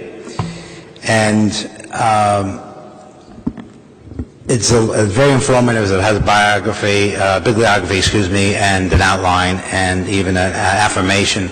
The affirmation of God, country, and republic comes from Napoleon Hill's Think, Grow Rich.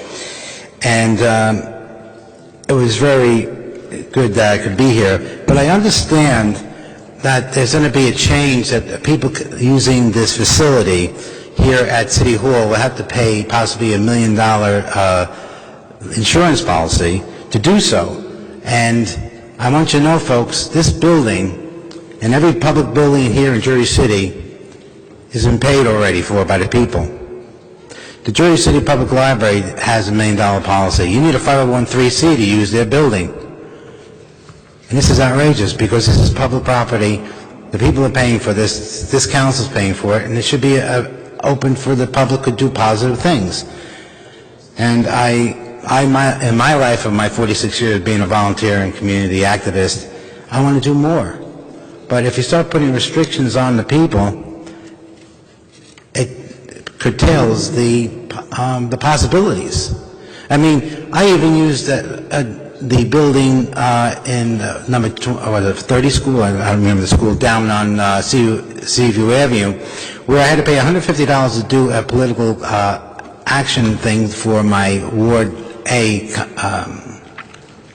program for the candidates. And I'm lucky I did it because I would have never been a candidates forum. Yet other groups, I presume, are getting it for free. The real thing is that everything has to be uniformed and effective. The only thing I ask of my elected officials, my government employees, is to do their job effectively. Don't overstep your bounds on the Bill of Rights, the Bill of Prohibitions. And we're seeing a lot of these abuses. There's really something. There are constitutional zones which the Homeland Security went and says you don't have any more constitutional rights. This is ridiculous. Not having constitutional rights. Where is it going to be abridged? You can't abridge the Constitution. You can't abridge the Bill of Rights. Yet it's happening every day. Now, right now, I'm going through a law case where I'm accused of assault on 2 federal employees because I wanted to leave after I asked them, what is your charges? What are you doing with me? And this is going to probably be dismissed. But the overzealousness of calling someone a sovereign citizen is an oxymoron. Either you're a sovereign or a citizen. The 14th Amendment is apprehensible. The Congress shall enforce. The Congress has no power to enforce. Only the executive has the right to enforce. And when you're made a citizen, you can't even have a gun under that kind of a registration concept. And it says privileges.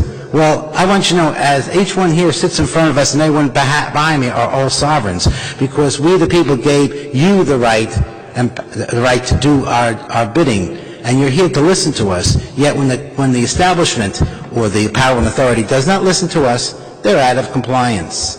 When our policemen go and take an oath of office to uphold the Constitution against foreign and domestic enemies, and they use statutory laws, they are violating their oath. You can only have one master. It's either the Constitution or the government that is now incorporated in 1871.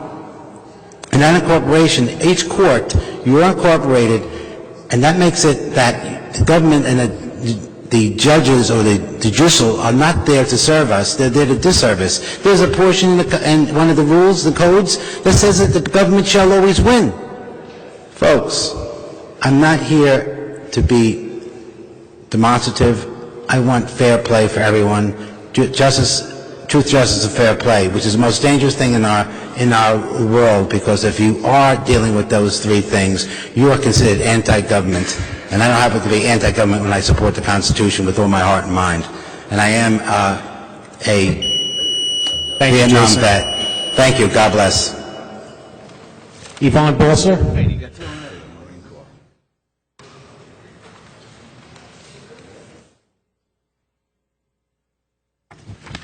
Yvonne Balser. I'm really sorry that the Wardy councilwoman is not here, because I'm having a real problem with the closing of the North Avenue Mall. It was a big problem during the summertime when it closed down because the schools were not in place. But now that you have the schools, you have the people driving their children to St. Peter's Prep or Wall C, there's the Pentecostal parochial school on Jersey Avenue, you have PS3, PS4. Traffic is a mess. See, when there was public meetings on this, there was no public meeting for the people who lived in Ward C and used North Avenue. Now we're faced with the problem of closing down Palisade Avenue, which is off North Avenue, and it's going to be total gridlock. I'm appalled that this would happen without having the other part of the city in compliance. Now, you know what I'm talking about because you know what it is to go down there. You know, for anyone who used North Avenue knows exactly what I'm saying. And I'm watching people in the car trying to go around certain streets to get around North Avenue, and those little tiny streets are being backed up. The fact that the mayor did this, an executive decision, to me is appalling. And he's saying to me, as a resident who pays more taxes on my condo than he pays on his home, he's saying to me that certain people in the city are more valuable than other residents of the city. And I'm really appalled by this. I'm asking you to reopen it, especially during the time they're closing down the Palisade Avenue. We can't get around. The other issue I want to bring out is the issue of the city bikes. I read online, I don't know if it's true, but apparently the city is going around and telling people that they can take the property in front of you to place the city bikes, to link it to city bikes. And I don't know if that's true or not, but it was mentioned on Facebook. So can the city legally take the property in front of you and lease it to city bikes? Is that true? Yeah? Can the city and the mayor legally take the property in front of you, the sidewalk in front of you, and your private property, and lease it to city bikes, just to put the stations there? Well, the mayor couldn't take private property and lease it to Just the city. sidewalks. You're talking about the sidewalk? The sidewalks, yeah. No, we didn't lease it to them. We did it it's first of all, it's public property, but we did it there was a concession done enabling City Bike. Okay, let me explain something to you. This happened to me twice, where I live at now and where I lived at downtown.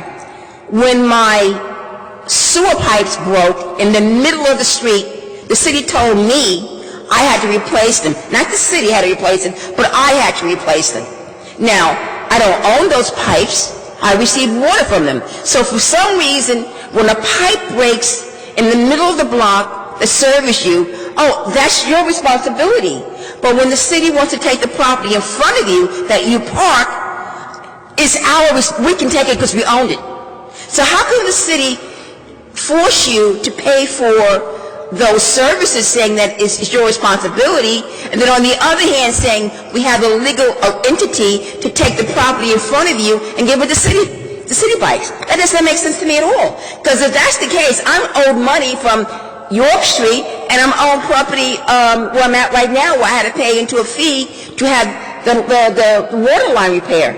I find the city argument to be really ridiculous. I really do. How could I'll answer it for you if you want. You're talking about several different laws altogether with completely different frameworks around them. So it actually requires a complicated answer, but the simplest answer I can explain to you is when you talk about sidewalks and public right-of-ways, that's depending on where the property is and the actual size of the sidewalk and what type of property is. That's done as a city easement into the public, creating a public right-of-way, giving the city control of the surface level of that property. Down below in the subterranean area, it's a different story. And that may be public property or private property. Now, when you talk about your connection into a sewage pipe, there's very specific statute ordinances on that and who's responsible for what part of it and what use. That's a long-standing framework that's not layered into the other part of the law that we talk about when we talk about public right-of-way, sidewalks, streets, and who controls what. In addition to that, when you're talking about city bikes, you're talking about a concession that had to be awarded by this body here to use the public right-of-way or public space for a business venture. And when we did that, we designated specific areas where we wanted the city bikes to be, and that use is all enabled through that concession ordinance. Now, if there's a specific issue with a rack of bikes somewhere, the real solution is not to try and undo the legal framework around it, because you're not going to be able to undo that. That's long-standing statutory and ordinances.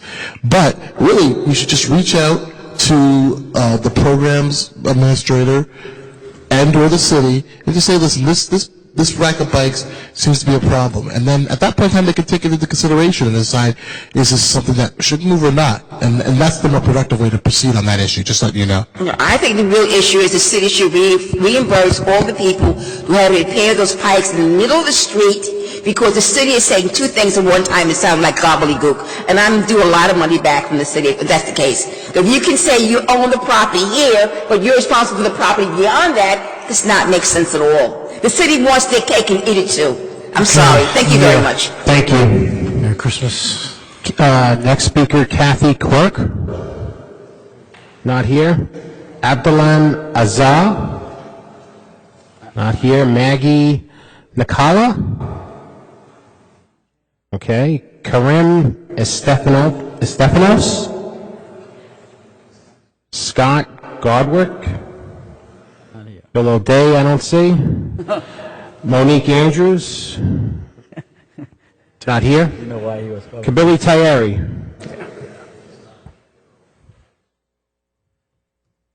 All day.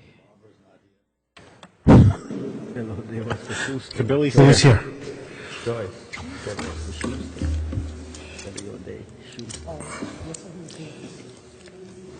In regards to Z31, I just had a question. I thought the 5-year tax abatements were ordinances. Joanne, Joanne. this is a question about the 5-year tax abatement. It's a 31, resolution. I thought they were supposed to be ordinances. It's the resolution, and it's because it's a 5-year ordinance, a 5-year abatement that ordinarily would be done administratively by the tax assessor, but because it's above a certain dollar value per the city ordinance, it's got to be brought to this body for approval as a resolution. There you go. Thank you, sir. I just want to say that I support 10Y 1,000%, as well as the position that was taken by the New Jersey Black Mayors Alliance. I would just like to say that anything that Trump has, shirts, suits, shoes, boats, anything, we should stop buying. We should ask any stores that we know not to carry any of his goods, because that was totally not just un-American. That was totally not just unconstitutional, but that was just totally unhuman. And for this man to be running for president of the United States, to represent us, and to have business and to be making money. And so I hope that whoever owns that building gets his name off of that sign immediately. The only other thing I just want to say is that I'm very glad that Reverend McCray was appointed to the position, but my concerns are that there needs to be, how can I say this, recoding, because we need to look at that we have a project employment contracting agreement and a project labor agreement that is under the Division of Economic Opportunity. And the disparity study itself, many of the things that it would be empowered to do would go right back to that division. We also have these different things appearing that they conflict with each other because there was an Office of Diversity and Inclusion that was established earlier. I am definitely the last one that does not want us to move forward with implementing and enforcing the disparity study. But right now, it appears that we're all over the land. And I do mean we, because this is my city. You know, I want this to happen. And I know I've put enough of my years of my life, 20 to be exact, just in this city alone dealing with this, as well as the past 30 or 35 years around the country. But we seriously, someone is going to come in here and challenge us. I'm telling you now. You know, these groups around the country, they live for this kind of stuff. So I beg of you, counsel, I applaud the appointment of Reverend McCray. I am not against that. But I'm telling you, we are so wide open that these little right-wing groups that love to come and tear down this kind of stuff, they're going to eat us alive. So please, let's close the door before the Mad Dog 2020s can get up in here and start ripping us apart. God bless you. Happy holidays. I saw on my Facebook somebody said something is wrong with saying Merry Christmas. Merry Christmas. I'm a Christian. Happy Hanukkah. And I'm sure enough saying Happy Kwanzaa. God bless you. Council, I just wanted to add on to Mr. Tayari's statements that he's absolutely right. There has to be some recoding to actually effectuate the Office of Diversity and Inclusion. And separate from that, on the subject of abatements, PLAs and PICAs, both the actual underlying documents and who's going to be responsible for enforcing them. We're all well aware of that. We're in the process of making those, drafting those ordinances for you guys to consider. Thank you. Barbara Camacho. Okay. Jessica Abdelnabi. Did I say it right this time? Got it right. All right.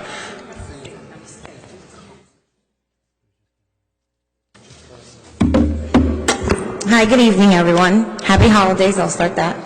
My name is Jessica Abdinabi, as you all know.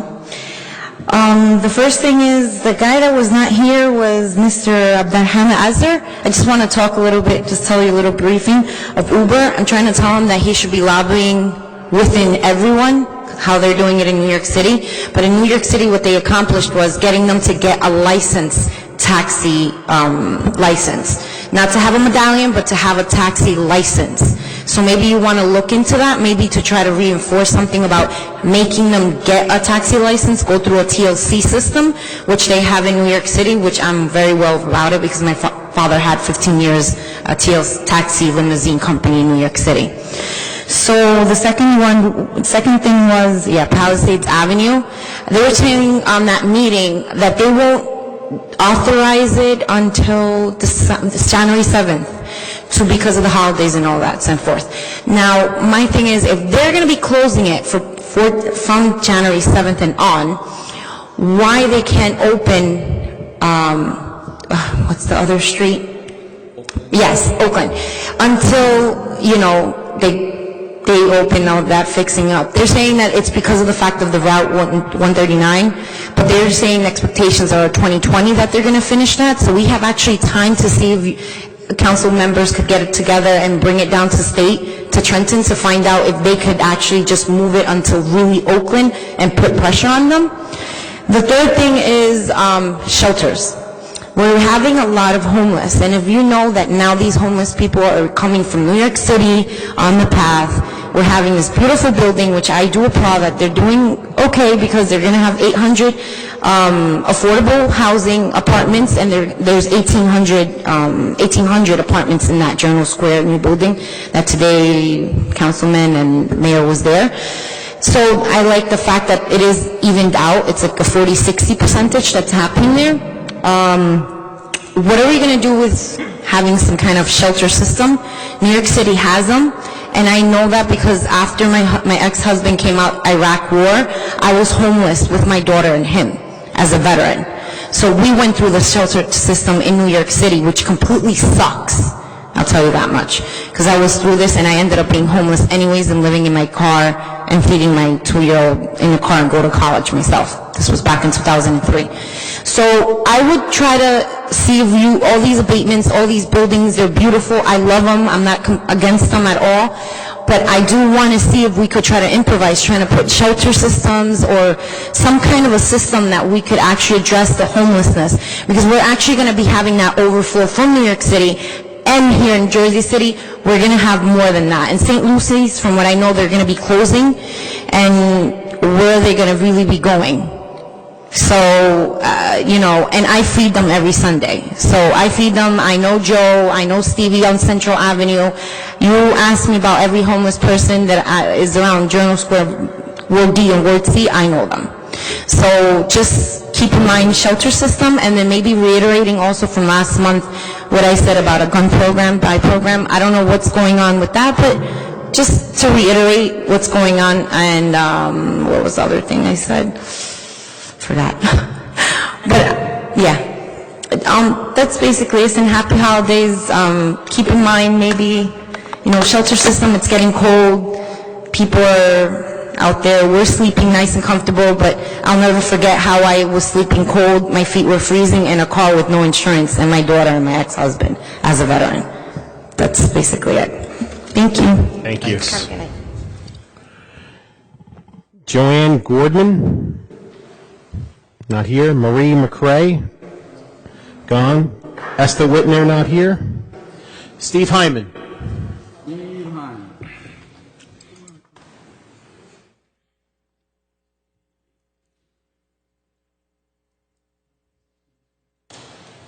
Clock. Start. Clock. Just kidding. Hi, Steve. Hi, how are you? Happy every holiday that you could think of and enjoy. My mind goes in circles, and I never make any notes. And sometimes it makes sense, and sometimes it doesn't. But let me just tell you that before any of you Try to hit me. Before any of you on the council knew anything about this particular piece of property, the 6th Street embankment, nobody did. Nobody had any knowledge about it. Nobody had any knowledge of the property. Nobody had any. And if they did, it was minute. What did I do wrong? They put out Jersey City was negotiating with Conrail for two years, ending in 1999. They walked away from the deal. It waited another year, 2, 3 years, and Conrail decided to put out an RFP. They did. It happened in this chamber right here. Healy said, we zoned the property to prevent development. Those were his exact words. We zoned the property to prevent development. Well, that's what you're doing now. You're zoning the property out of existence. Property that is worth millions and millions of dollars. Steve Fulop put a number on it and when he spoke in the transaction in the, see, I'm very tired here. When he spoke in the closed caucus, he said, why should you, council members, give Steve Hyman a $50 to $100 million gift? He said it twice in the transcripts, the first set of transcripts.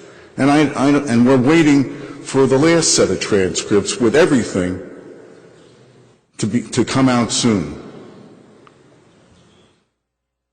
Why would Steve Fulop say that the property had a value of $50 to $100 million if it didn't? And if he did, he wouldn't do it for me. So this is what he's doing. He's not doing anything for me. He's not doing anything for a lot of other people.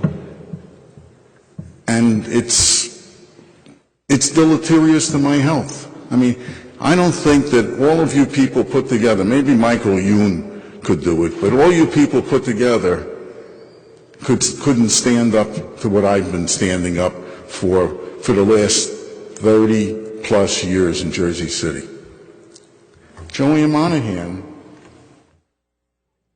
she's the name brand of the lawsuit that's headed to the STB. That she, Jack Hurley, Manzo, Harvey Smith, they all went to Washington, D.C. to fight my purchase of this property back in 2005. Here we are in 2016 in another couple of weeks, and it's 11 years. I mean, the Arabs, the Israelis, every might that you could think of could have and should have done better than that. What's this all about? It's all about me. It's all about the people that aren't on the council here, but hear that noise. I believe that, and I've never said it publicly, but I believe that Joanne Monahan has led the charge because when she came into office, way back when, anytime a new mayor came along, she would tell them, Steve Hyman, and maybe she had some other favorites. I knew some people that really didn't like her over the years, but she kept me from having a life. You didn't keep me from having a life. She kept me from having a life. Fulop kept me from having a life. My wife is being destroyed now. Thank you, Steve. Thank you. Council President, I just feel compelled to say that Joanne Monahan is an excellent employee of the city, has dedicated her entire career to the city, She in no way exercises her role personal discretion or personal opinion about anybody, which is actually fairly remarkable given just how long she's been here. And nor is she in any way a driving force, or frankly, all that involved in this matter. And I just think it's a shame that that's entered on the public record. And so I will tell you, she is actually deserving of all of Jersey City's appreciation and gratitude for the years of service that she's put in here. And frankly, she's been named personally in this lawsuit. Please. She's been named personally in this lawsuit erroneously, which has had an impact in her personal life because of it. So I just wanted you guys to know that, because she is someone who sits with you guys here every meeting and helps advise you. Thank you. Next speaker, Philip Carrington.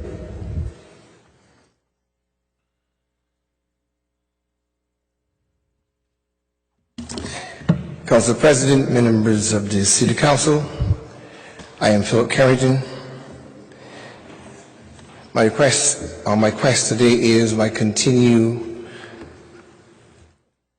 request of being treated fairly, holding everyone accountable for that which they are obligated to do. I also want to be fair and give an observation for some people on the council who I think needs to be commended. If they'd done something quite differently, I would have chastised them or say what I have to say, because I always say what's on my mind, whether you like it or not. Surprisingly, I want to give credit to Richard Borgiana. I have referred to him as being a racist. I thought that the statements that he made in the 80s and the 90s were subliminally racist. But I've been informed that Richard had done something very remarkable for a black organization. I had to ask 3 times if it was Richard, and they said yes. And then for that act, I want to give Richard credit where credit is due. In terms of Kamarj Ramchild and Danny Rivera, these 2 guys surprisingly always credit me, always greet me, and I'm very kind of pleased that that's happened, because even the upper echelon, the black community, or the middle class African Americans keep their distance, because I not just condemn or criticize white people, I criticize anyone, whether you're my friend or not. That's just how I operate. To Councilman Frank Gajewski, I've met with him, but every time I call upon him, several times he reached out to me, he returned my calls, and I thought that was extremely great and good. And if I meet him at a community meeting, he doesn't treat me disparagingly. He come over to me and talk to me like a normal human being. I don't know what's in his mind, but he treats me like a normal human being. I want to give credit where credit is due.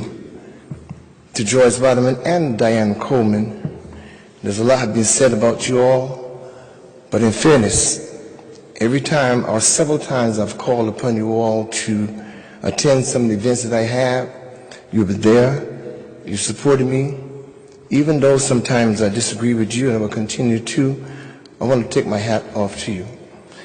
And I think it is extremely important, especially Joyce, but both of you, if you come to my place and I had an event, I think that you should mention it here.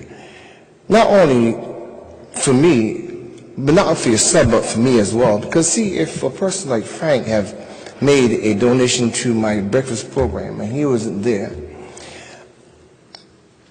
I think it would be really, really good if a person such as yourself, Joyce or Diane, who was there, could make that statement primarily because his breakfast or his eggs or whatever you're giving to me was not being fed by myself or for my family. Also, you're being criticized in the community sometimes, and that's true. But if you are doing a good deed at my place, I think you should say that I was at Phil Carrington Place, I wasn't where you were, but I was someplace else. I just thought so. I'm not trying to defend you, I'm just trying to say something when you've done something good.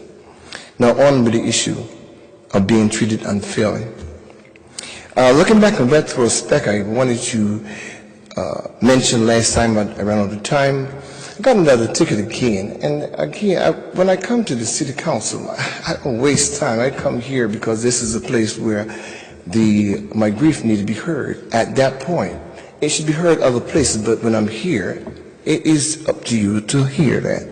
I got a ticket for violating ordinance 175-13D. That law doesn't exist. Come on. I had to go to court 3 times on this. And again, they brought in the expert. Happy Boy was there. He missed it. He didn't come with no documents. He didn't check. He didn't look at it. Also, the prosecutor overlooked this as well.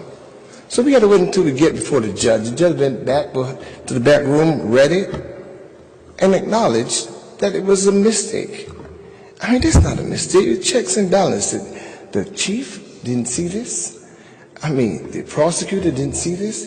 This happens quite frequently to me. This is just being unfair. Well, I was told by Joyce Waterman and Frank Gajewski that the Internal Affairs was reviewing it. The Internal Affairs dropped the ball. They say that... Thank you, Mr. Carey. Again. Pat Waiters, not here. Joseph Hernandez? Nope. And Jean Barrett? Not here. Okay. Moving on. Any questions on petitions and communications, items 6A through...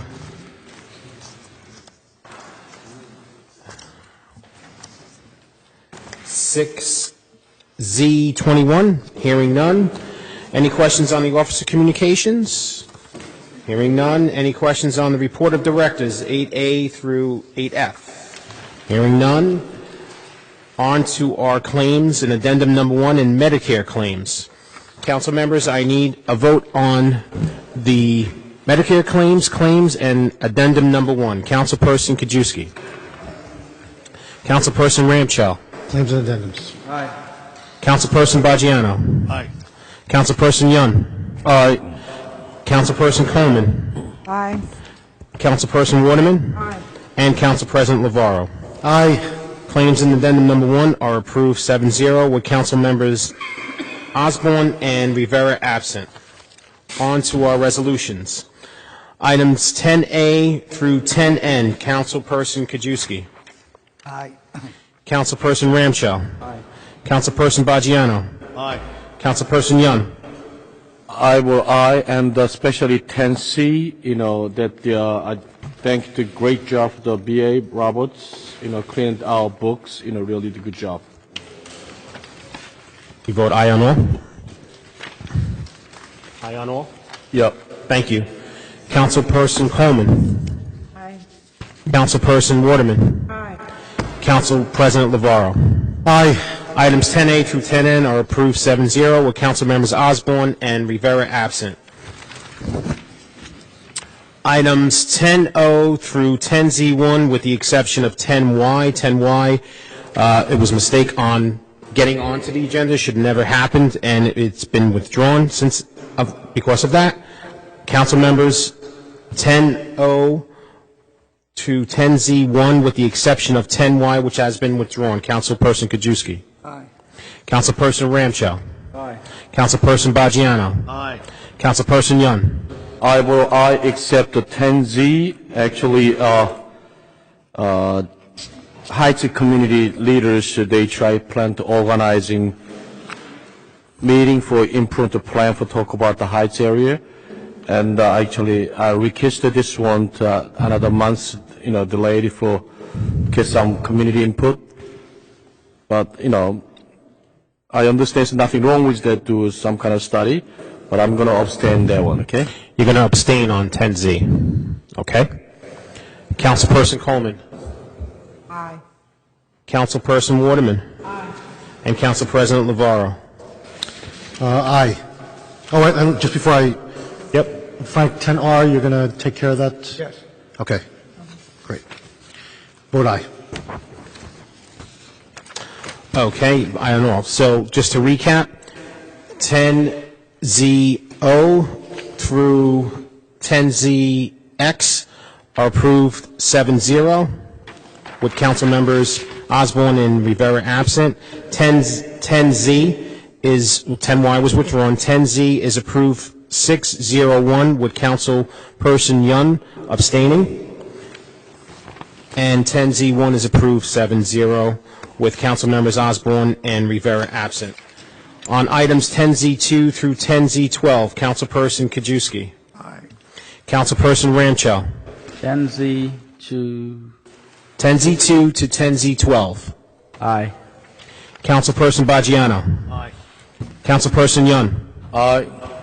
Councilperson Coleman. Aye.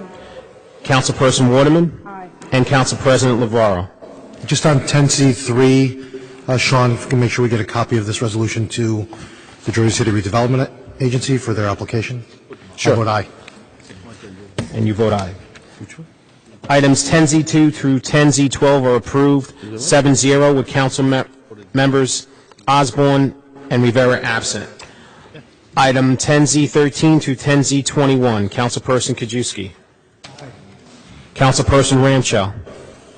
10Z20. Yeah, let's get that.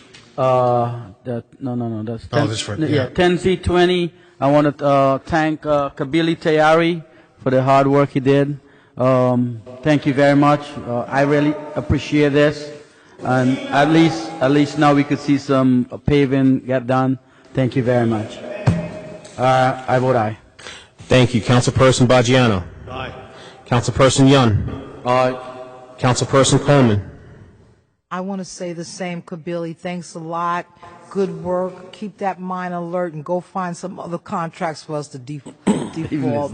And I vote aye. Mr. Kabili, pay attention here. Councilperson Waterman. Aye. Council President Navarro. Yeah, actually, just on 10Z20, great work, everybody. But, so on contractors, we've talked about this before, who don't perform, that we're maintaining some sort of list so that we're not having them recur and come back to Jersey City at some point, okay?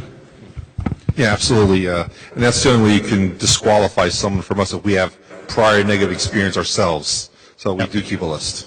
Okay. I vote aye. I'm sorry. To the BA as well. Great job. And our municipal engineer and our DPW staff. It was, as Kimberly said, it was definitely a team effort. Team effort, okay. Good job. Just to recap, items 10Z13 to 10Z21 are approved 7-0 with Council members Osborne and Rivera absent. Items 10Z20. Sean, before you move forward with 10Z22, Yeah, about to talk can we about just, look, we have to vote for this, we can't lose coverage, but, so what are our options with regard to mail order and the like, if you can just clarify for the record? So the mail order benefit or a part of the prescription plan, it has been a negotiated item with our labor unions at our urging. If that's a change that the administration wants to pursue, we can definitely, I'm sure the unions would engage in amending their contracts with regards to that benefit. While some of you have expressed some concerns and problems personally, I'm sure there are other employees that have shared those, and there's always a more comfort level going to the local pharmacy. But the mail-in does offer greater benefit to us, the administration and the taxpayers. So it's something we could definitely pursue. But as our broker mentioned the other night, we'll bring Express Scripts in here. We'll discuss the issues, figure out a better way of handling it, and we'll see what we can do. But we're aware of your problems, and we'll definitely look into address it next year with you. So my request for this year is that we do both two-prong, bringing Express Scripts, let's make sure we get the service improved short-term, and then speak with the unions, get a sense of if they're truly committed to that this mail order is part of their, or that if their employees are feeling, as we do, that this service is not very good, frankly, and then, and if so, can we get a cost breakdown from direct mail versus going to the pharmacy? I think they're the same prices. Well, you'll see a savings because the mail order really engage in it because it is cheaper than going through the pharmacy. You cut out the middleman, so there's less costs and less markup involved. So, and we only do it for the maintenance drugs. So it's not every drug through mail order. It's just specific drugs that are required for maintenance. So just think, I just want to make sure, Bob, next to council meeting, I don't know how we're going to arrange that. They should show up, not just explain to what, listen to what is the problem. They should come out comprehensive plans to limit the problem what we have. You know what I'm saying? Because when they collect $87 million, over the 3 years, I think the per years, right? The 3 years, it was something have to be provide service of what we're looking for, So I think it's not a major complaint we can face. I think I appreciate that there's small things, but it can correct the problem, I think. I mean, Yeah. it's obviously a large account. They want the customer to be happy. So That's what I'm saying. They'll obviously come in and we'll discuss everything with them. But at least that they assign the one person in the city halls, so city employee able to contact with them instead of waiting for the phone 40 minutes to speak with them. I think that's when we pay $87 million, we distribute them service more than that, Okay? Fair statement. Okay, good. Bob, the contract expires January 1st, right? Our next meeting is January 4th. Right. We're hoping that you'll approve their contract. I mean, with regards to that customer service issue, the financial numbers were greatly to the city's benefit to award the contract to this vendor tonight. We said there were 4 vendors that put in the bid. 2 were eliminated immediately because they didn't meet the qualifications within purchasing. And then the side-by-side comparison with the second respondent showed a significant savings offered by the Express Script plan. So, obviously, if you choose not to award it tonight, we'll have to go back to Express Scripts and ask them to extend the contract. We're going to award it. Okay. But No idle we will threats bring here. them in and What we're discuss with the saying council your concerns with the mail order and the customer service aspects. Yeah, what we're saying is we're going to approve it tonight, but we don't want this kind of a situation, so we need the BA to present us with some better opportunities Opportunities with regards to what, Councilwoman? with regards to whether we want our prescriptions mailed to us or not. I mean, it's a great Okay, that's benefit. administrative, a policy will engage here, and we'll have that discussion internally, and then we'll have to engage the unions at that point. Okay. Yeah, let's do that. That's what Yeah. he's That's what we're saying. Let's do That that. he wants you to look I- into. Yeah, I agree with Council President. We spoke about this at the caucus meeting. I'm not going to elaborate on it more longer.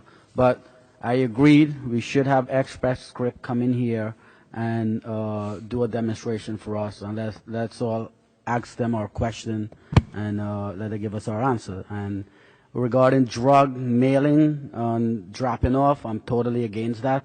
Because like I said in the caucus meeting, there is drug that being dropped off and not go directly in the mailboxes. Dropped off. If you have a one family house, they drop it right on your porch and then somebody else pick it up.